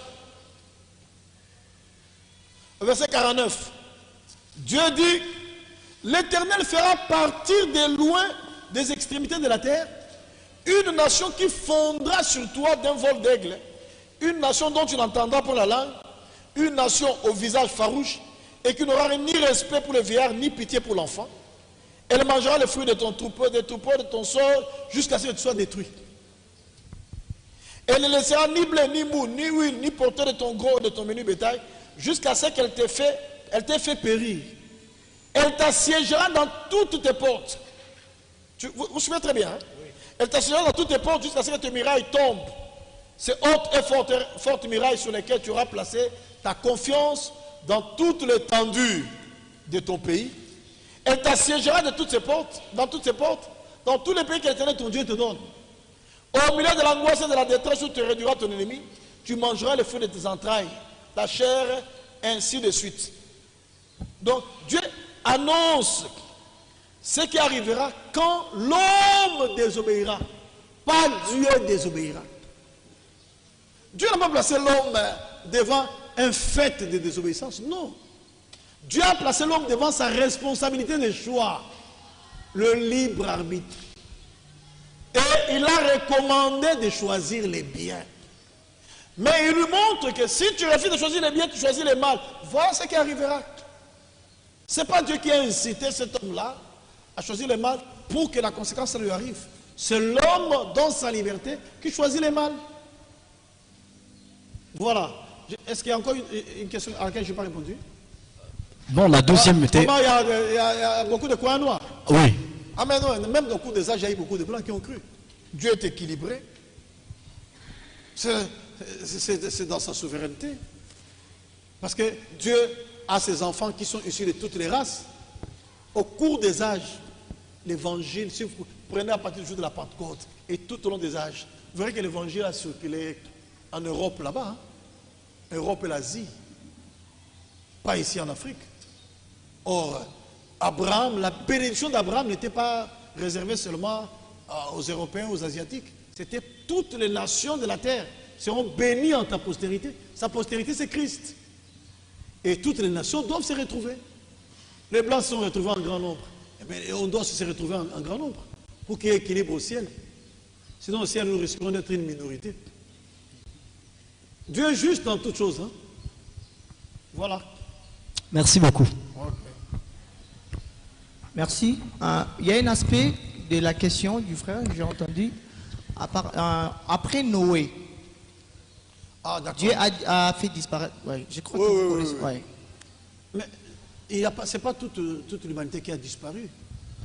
L'arche était une solution de sauvetage pour la continuité de l'humanité. Dans l'arche, il y a eu Noé et sa famille. C'est-à-dire, dans sa famille, il y avait aussi les femmes de ses fils. C'est-à-dire ses brus. Parce que le féminin des gens de ses brus, non? Hein? Concluez à moi aussi. On l'appelle bru, une bru. Et à Mobile, c'est un gendre. Il y a eu Noé et ses fils et ses brus qui ont été sauvés. Et la terre a été peuplée par eux. Mais quelle est cette terre qui a été peuplée par eux? C'était une terre qui avait déjà été contaminée par les péchés. Malgré le déluge qui a eu lieu, on a exterminé les pécheurs, mais on n'avait pas exterminé les péchés.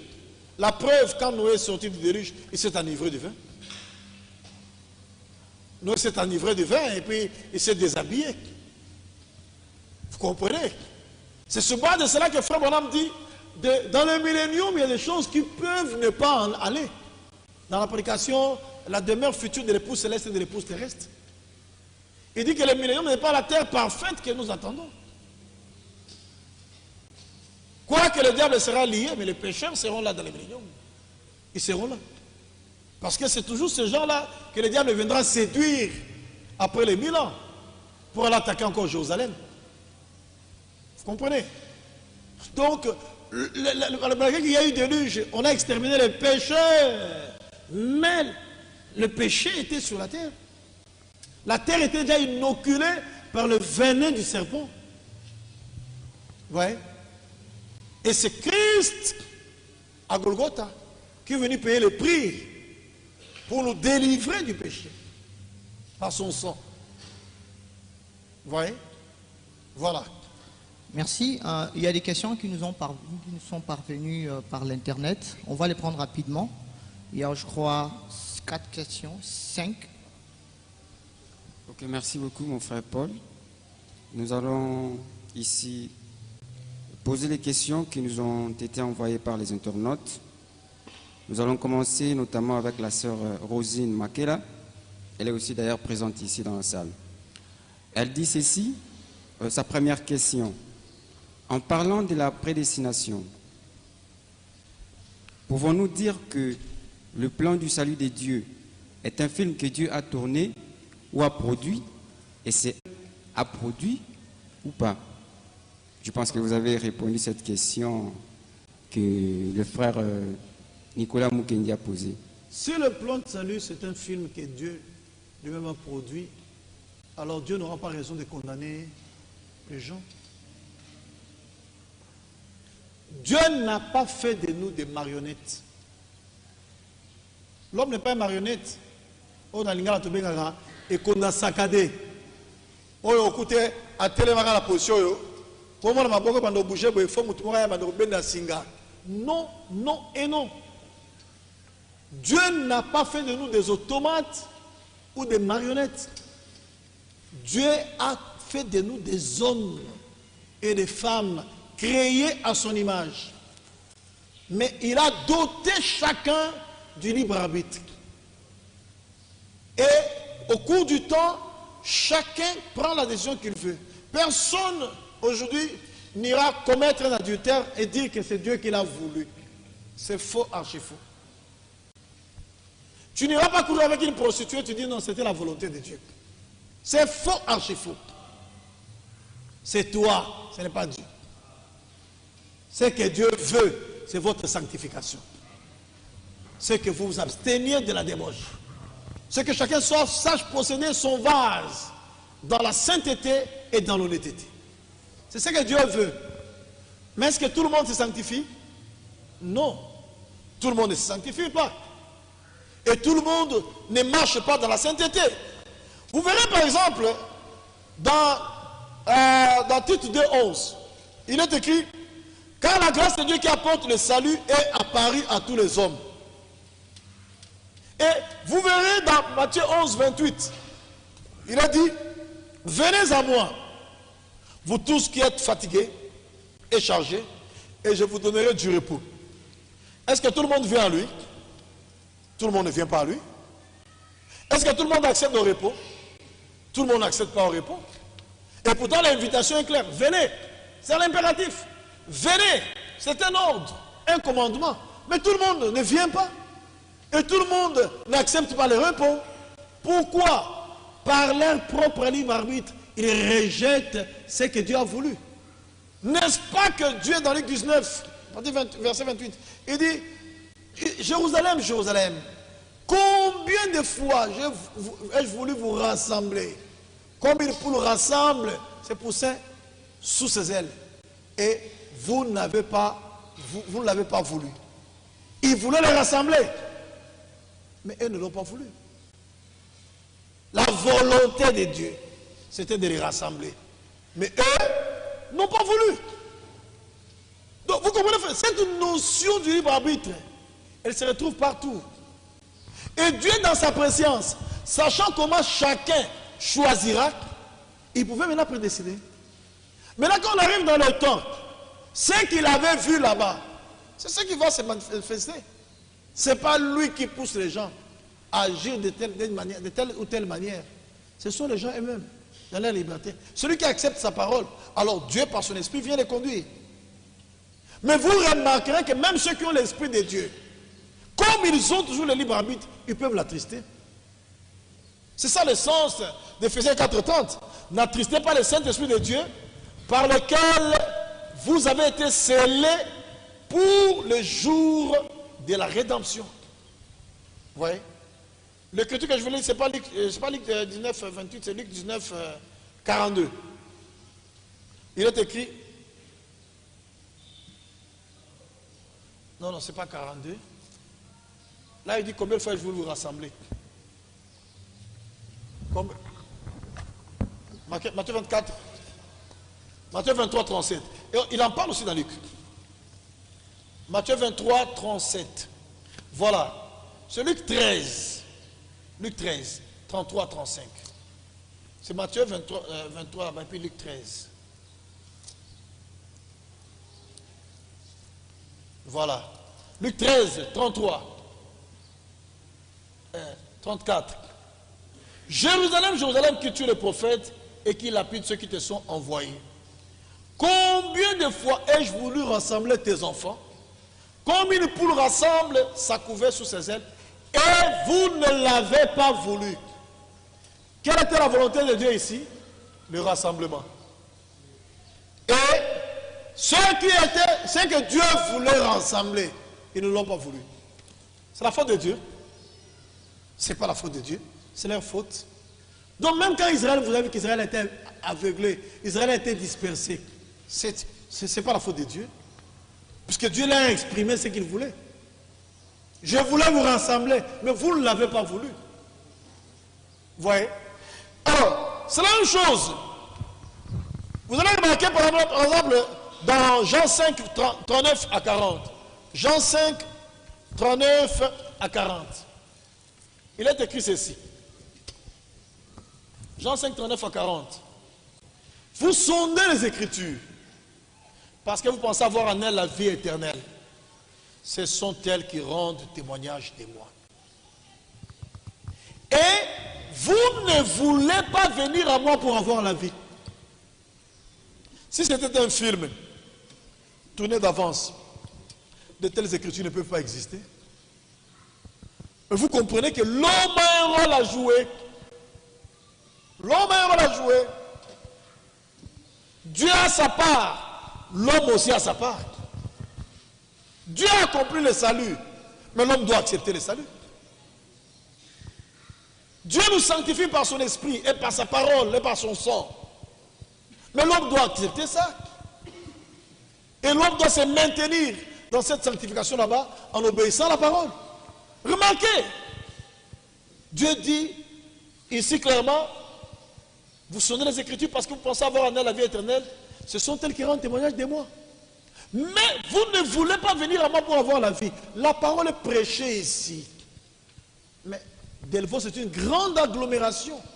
Mais combien d'habitants de Delvaux viennent ici? Combien? Et beaucoup vous les avez. Bisso ba pharisien, to yebi na bisso, koza docteur. Bon la question est pas ensemble. Mais pourquoi ils ne venaient pas? L'esprit religieux les a liés. Donc aujourd'hui, frère, ce n'est pas un film tourné d'avance. Faux, archi faux. Mais c'est connu d'avance. Par sa préscience. Il connaît tout ce qui va arriver. C'est souvent de sa préscience-là que tu vois que Dieu annonce même le futur. Il va dire que non, demain, à 15h, il y aura une pluie torrentielle qui tombera. Et ça fera des ravages, il y aura des morts. 20 personnes vont mourir. C'est souvent de sa préscience que Dieu peut annoncer le futur. Et ça s'accomplit littéralement comme ça. Voilà. Merci beaucoup. La deuxième question est la suivante. Dans le plan de Dieu, quel est le rôle de l'homme, l'homme dit chrétien, le chrétien sauvé par la grâce? A-t-il un rôle à jouer dans le plan de Dieu? Oui. Son rôle à jouer, c'est de croire et obéir. C'est ça le rôle qu'il doit jouer. Il est appelé à croire et obéir. Parce que dans le plan de Dieu, la finalité, c'est quoi? Si Dieu va exister avec sa famille. Je serai pour vous un père. Et vous serez pour moi des fils et des filles. C'est ça la finalité. Dans l'éternité, sur toute la terre, il n'y aura qu'un seul père et des fils et des filles. C'est ça le plan de Dieu. Et maintenant, ces pères, ces fils et ces filles là-bas sont appelés aujourd'hui, dans le cours du temps, à croire la parole de Dieu et à obéir. C'est tout ce que Dieu demande aux croyants. D'accord, je pense que la sœur Rosine Makela a bien suivi les réponses à ces questions. Nous passons aux questions du frère Eli Mbiangwa. Mbingwa. Voilà, Eli Mbingwa. Et il dit ceci. Est-ce que la vie... Bon, ça c'est une question qui a été déjà répondue par vous au travers d'autres questions. Comment quelqu'un peut-il reconnaître le ministère ou les dons qu'il a en lui? Par la façon, comment il peut reconnaître les dons, le ministère ou le don qu'il a en lui? C'est-à-dire qu'il sait déjà qu'il a un don, mais comment reconnaître que c'est tel ou tel ministère? C'est ça la question? Voilà. Mais par l'opération, par la façon dont ça opère. Quand tu es ministre, on saura que tu es tel ou tel par la façon dont ce ministère s'exerce. Si c'est un enseignant, vous verrez comment il ira d'écriture en écriture. Vous verrez comment il fera ressortir le plan du salut. C'est un évangéliste, c'est une boule de feu. Vous verrez comment il va brûler. L'évangéliste est un homme de la rue, c'est un gagneur d'âme. Sera là-bas, en dehors. Tout dépend.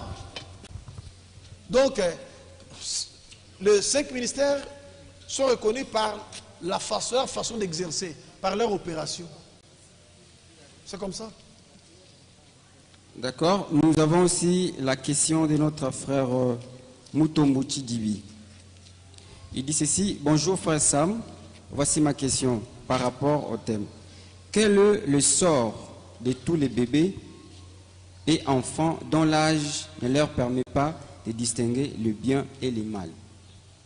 Mais dans l'application mariage et divorce, parce que Dieu ne peut pas condamner quelqu'un à qui il n'a pas donné l'occasion d'écouter l'évangile et de faire les choix. Les bébés sont innocents. Ils ne connaissent pas ce que c'est que les biens ou les mal. Un bébé, tu peux même mettre le poison ici, ils mangent. La preuve, ils sont nus, mais ils n'ont même pas honte de leur dignité. Quand un bébé meurt, bébé, mais il n'ira pas à l'enfer, il va au paradis. Puisqu'il n'a pas commis un péché, Dieu va les condamner pour, sur base de quoi? Mais les petits enfants qui sont là-bas, 1 Corinthiens 7 est clair. Ils sont sanctifiés par la foi de leurs parents. Jusqu'à ce qu'ils auront l'âge de conscience pour faire le choix. Quelqu'un qui n'a pas le choix, Dieu va les condamner pourquoi? Dieu demeure le juste juge. Dans le mariage et le divorce, cette application-là qui est ainsi dit, le Seigneur d'un bout à l'autre, Frère Branham dit clairement, il dit que tous les petits bébés vont au ciel. Dans le mariage et le divorce, il dit tous les petits bébés vont au ciel, au paradis. Et pourtant, elle est morte bébé. Elle s'est retrouvée où? Au paradis. Dieu, dans ce temps, nous a fait une grâce, hein, avec le mystère de Frère Branham. Dieu nous a montré ce qui se passe au-delà. Il nous a montré ce qui se passe au paradis. Et Dieu nous a aussi montré ce qui se passe dans le lieu des tourments. Nous avons reçu une grâce particulière que les autres âges n'ont pas reçue. C'est particulier. Frère Branham a vu Sharon Rose comme une jeune fille au paradis. Et dans mariage et divorce, c'est clair, c'est ainsi dit le Seigneur. Les petits bébés vont, les petits enfants vont au ciel. Ils sont morts. Ils n'ont pas eu l'occasion de faire le choix. Maintenant, Dieu va les bouter en enfer. Pourquoi? Le plan de Dieu est merveilleux. Hein? Un plan de bonheur. Hein? C'est ça le plan de Dieu. Le malheur est entré avec Lucifer par le serpent ancien qui a séduit la femme. C'est là où l'histoire du malheur a commencé. Auparavant, il n'y avait pas de malheur. D'ailleurs, le mot Éden signifie lieu de délices. Quand Dieu a formé ses enfants, il a planté un jardin qu'il a appelé lieu de délices. Et il a pris ses enfants, il les a placés dans le lieu de délices. Pour montrer à ses enfants ses intentions envers eux. Je ne crois pas qu'il y ait un papa qui engendre les enfants et qui veut que ces enfants-là deviennent des malheureux, des chégues et ainsi de suite. Non, aucun papa. Mais ce sont ces enfants-là, par leur joie qu'ils opèrent, qui font qu'ils deviennent des chégues et autres. Il y a un philosophe qui a dit que l'homme n'est bon, mais c'est la société qui les corrompt. Voilà. L'homme n'est bon, mais c'est la société qui les corrompt. Mais la Bible aussi le dit dans l'Ecclésiaste. Voici ce que j'ai trouvé. C'est que Dieu a fait les hommes droits, mais ils ont cherché beaucoup de détours. Ce n'est pas Dieu qui a créé des détours pour les hommes. Dieu a fait les hommes droits, mais les hommes ont cherché beaucoup de détours. C'est ça. D'accord. Toujours dans la même optique, il dit pour le point B, qu'en sera-t-il pour nos ancêtres qui sont morts sans connaître Dieu? Mais ils ont péri. Ceux qui ont péri, la Bible le dit clairement ici dans Romains. Hein. Romains, ils avaient la loi de la conscience à cette époque-là. Nos ancêtres. Romains, je crois, Romains 2. Hein. Attendez, je vais retrouver ça. Voilà.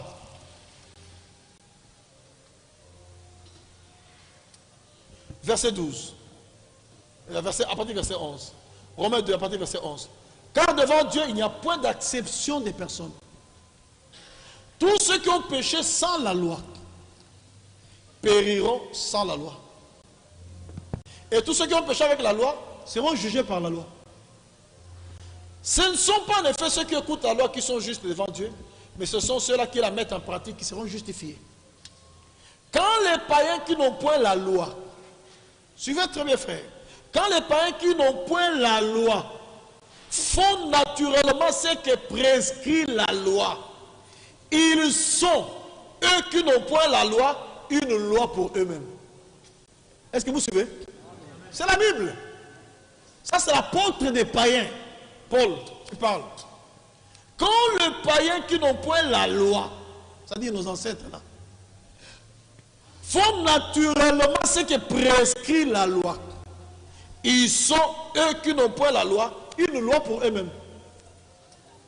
Ils montrent que l'œuvre de la loi est écrite dans leur cœur, leur conscience en rendant témoignage et leur pensée s'accusant ou se défendant tour à tour. C'est ce qui paraîtra au jour où, selon mon évangile, Dieu jugera par Jésus-Christ les actions secrètes des hommes.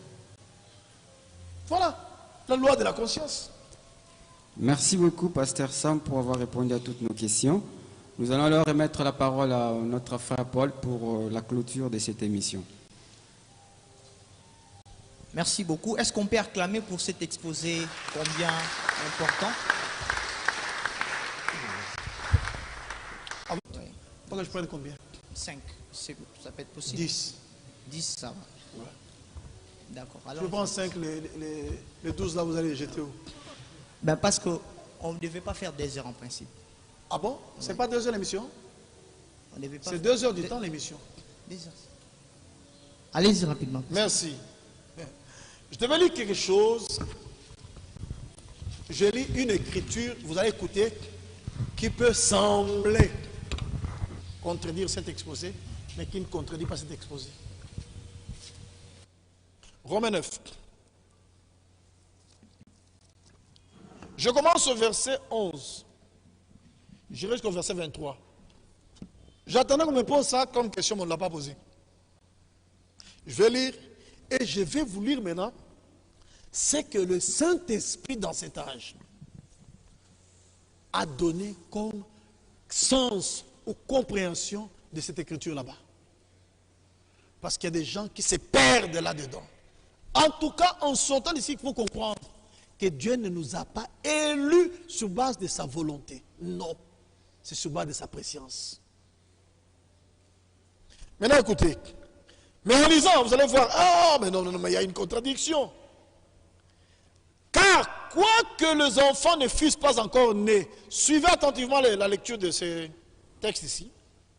Car, quoique les enfants ne fussent pas encore nés, et qu'ils n'eussent fait ni bien, ni mal, afin que le dessein de l'élection de Dieu subsistât, sans dépendre des œuvres, et par la seule volonté de celui qui appelle.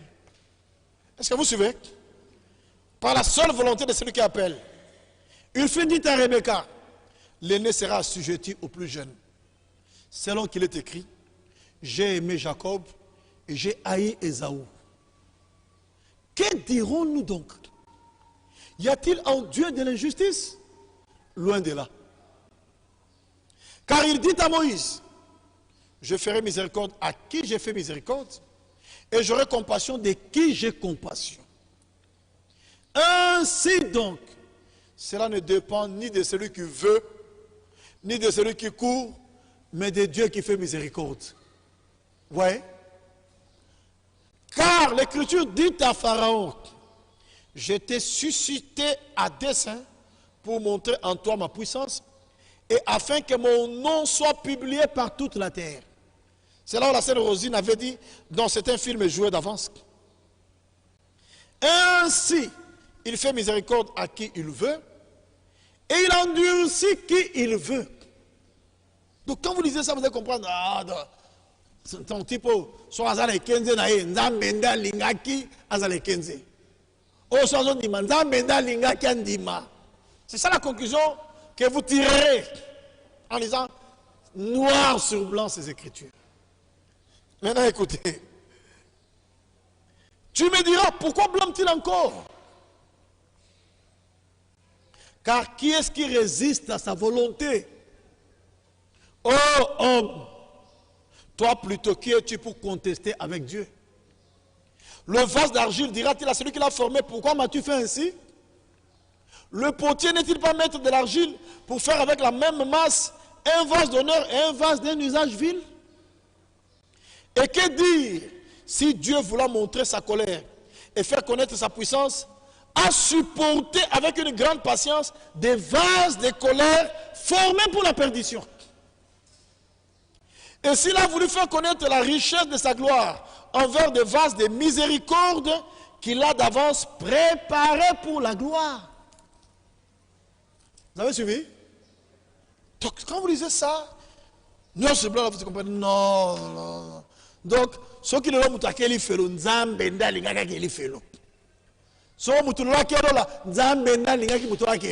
c'est ça la conclusion. Or, si vous avez de telles conclusions, vous passez par-dessus bord. Vous passez à côté du plan. Maintenant, écoutez comment le Saint-Esprit, dans cet âge, a expliqué Romains 9. que nous venons de lire. Je lis dans Christianisme traditionnel, page 154 et 155. L'élection n'a rien d'arbitraire. Dieu fait connaître sa volonté d'une manière évidente, mais il ne contraint personne à y entrer. Il a déclaré son intention par cette parole,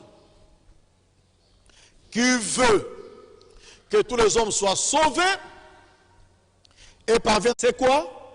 La préscience. On n'a pas dit il voulait que tel reçoive le salut et tel le rejette. Non, il savait. C'est ça la base de l'élection, la préscience. Écoutez, quiconque ne vient pas à Dieu demeure éloigné de lui. Quiconque ne se laisse pas sauver par lui demeure dans la perdition. Il faut se laisser sauver, frère. Vous avez le libre arbitre. Il faut se laisser sauver. Quiconque ne se laisse pas sauver par lui demeure éloigné de lui. Quiconque ne se laisse pas sauver par lui demeure dans la perdition. C'est ainsi que Dieu, déjà à l'avance, c'est-à-dire avant la fondation du monde, pouvait prédestiner au salut ceux qui allaient le croire. Comment? Sur base de sa préscience. Maintenant, écoutez. Très souvent, nous comprenons mal cette parole de l'Ancien Testament que Paul cite dans Romains 9. Je ferai miséricorde à celui à qui je fais miséricorde. Azur Romains 9 tout autant. Et j'aurai compassion de qui j'ai compassion. Et ainsi donc, il fait miséricorde à qui il veut. Et il endurcit qui il veut. Écoutez maintenant, c'est que le Saint-Esprit dit par rapport à ce qu'on a lu. Ceux qui viennent à lui sont ceux qui ont trouvé grâce auprès de lui.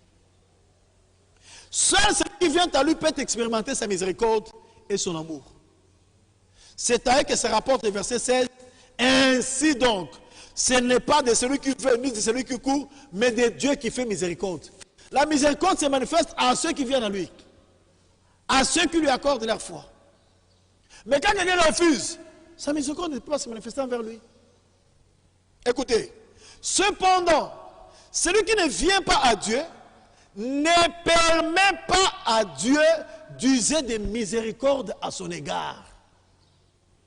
Suivez très bien, frère, parce qu'il y a une grande séduction là-dedans, dans Romains 9.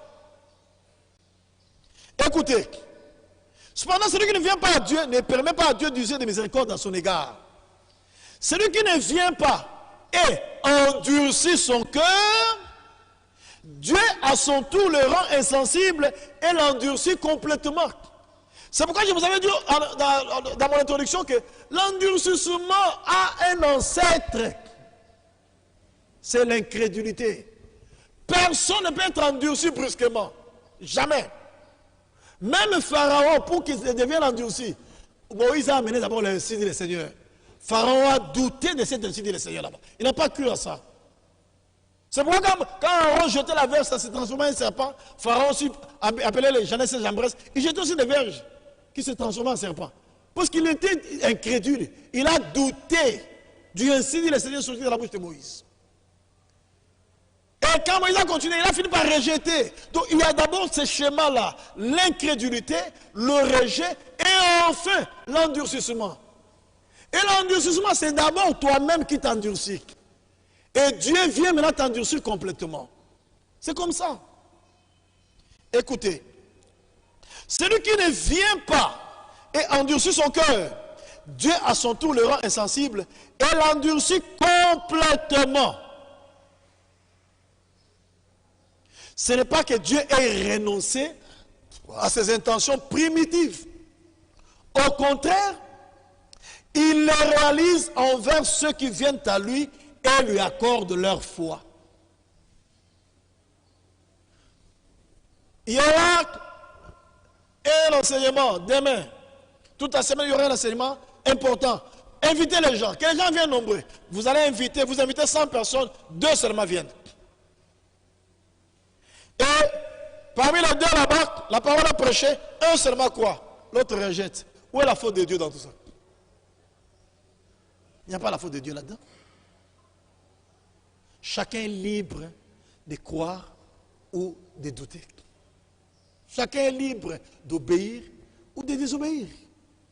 Il n'y a que deux paires de souliers. La foi et l'obéissance, l'incrédulité et la désobéissance. Donc, tant que vous êtes à sa part, toi,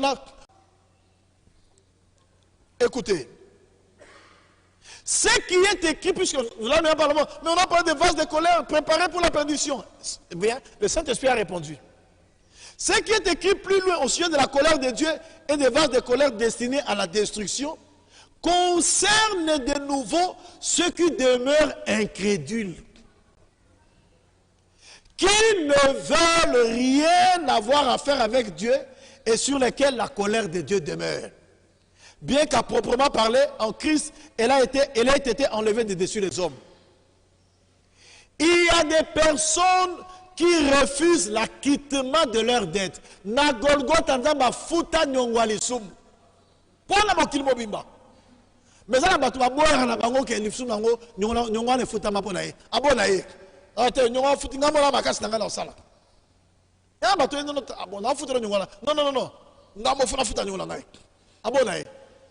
Mais tu laisses tomber. Dieu ne va pas te forcer. Et il y a des gens pareils. La dette a déjà été payée, mais il y a des sacs, ma parole va poussière. Adam et Ève. Il y en a juste à côté ici en bas. Vous voyez? Il y en a. Ce péché là-bas, à Golgotha, le Seigneur a travaillé pour ça. Et c'est déjà un acquis. Mais les gens refusent l'acquittement de cette dette là-bas.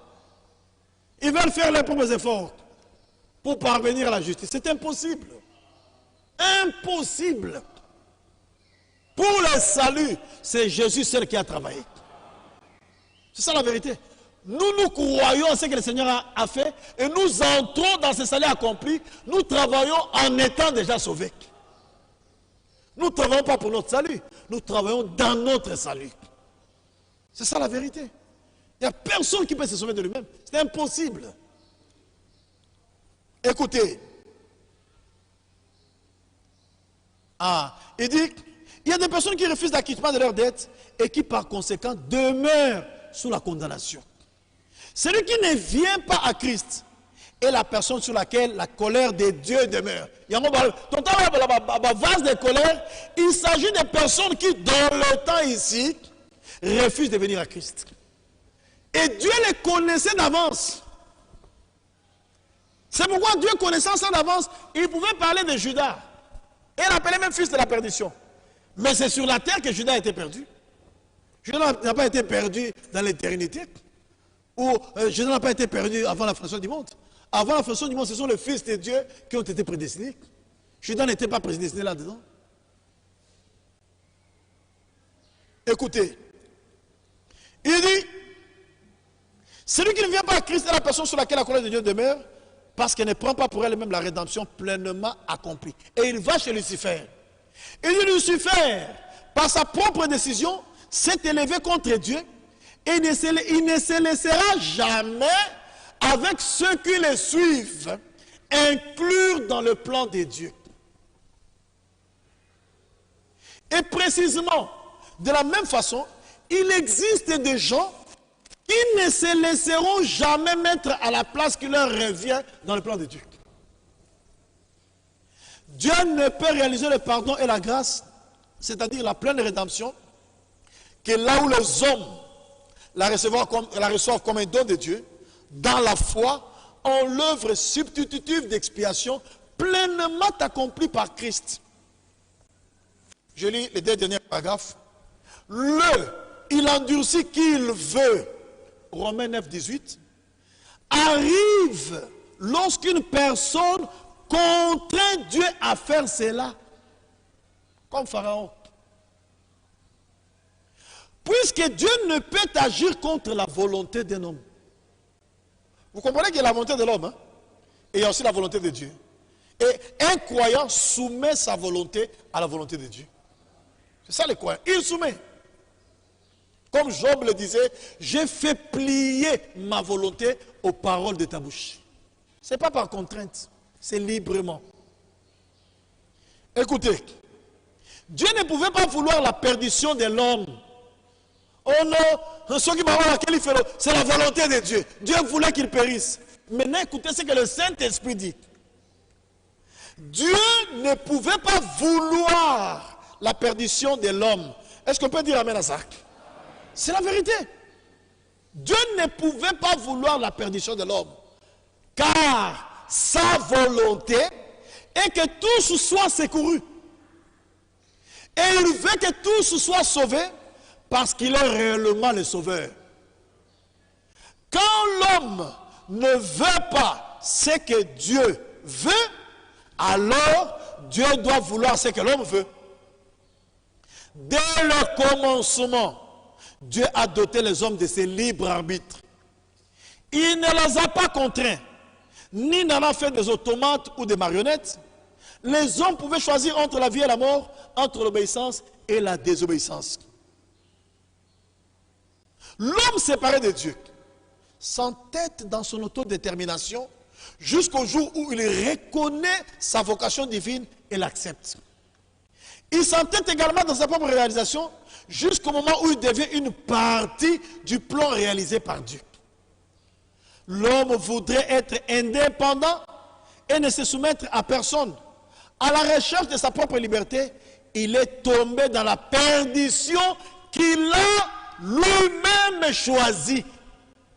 Ce n'est pas Dieu qui a choisi la perdition pour l'homme. C'est l'homme lui-même qui a choisi la perdition. Il y a moi, la zone qui s'en a tangi, la zone qui a tangi de bandeli, na lité à frère Franck Kateaki, na lité à l'invitation, et puis la grande tragédie, dans une zone qui a nous disons à tous les hommes, venez répondre à l'invitation. Et ne rejetez pas l'invitation qui vous a été adressée. Dieu ne va obliger personne à aller au ciel ou à aller en enfer. Ça dépend de chacun de nous. Est-ce que c'est clair? Ça dépend de chacun de nous. Et la grande tragédie, Abi, tout à la fin arrive le juste jugement final et définitif, Apocalypse 20, 11 à 15, et chacun se trouvera alors au lieu de son choix. Chacun ne se trouvera pas au lieu que Dieu a choisi pour lui. Mais chacun se trouvera au lieu de son choix. Soit vous passez l'éternité avec Dieu, parce que vous avez choisi la vie éternelle en Jésus-Christ. Soit vous allez dans les temps ardents des feux de soufre, parce que vous avez refusé de choisir Christ. Et la condamnation vous suit. Ce n'est pas la faute de Dieu. Écoutez. Donc chacun se trouvera alors au lieu de son choix. Nous connaissons le proverbe qui dit, celui qui a le choix a aussi le tourment. Pour ce qui concerne l'éternité, on peut dire, celui qui a fait le bon choix échappe au tourment. Que Dieu vous bénisse. Est-ce qu'on peut acclamer encore une fois de plus pour ces brillants exposés qui nous a été donné par le bien-aimé frère Sam Kitoko, et nous vous remercions. Nous avons fini. Nous allons clôturer notre séance, notre conférence biblique. Nous étions accompagnés par la régie, Emmanuel Mouyinda, Brian Ikota, et puis derrière la caméra, il y avait Josué Kazadi et Eline Toumba. Alors pour la suite, nous allons continuer avec d'autres sujets que nous viendrons évidemment, et puis restez connectés. N'hésitez pas à vous abonner sur notre chaîne YouTube pour ne rien rater de tout ce qui sera organisé par rapport aux conférences bibliques que nous tenons. Pour le reste, que Dieu vous bénisse et très belle soirée à tous.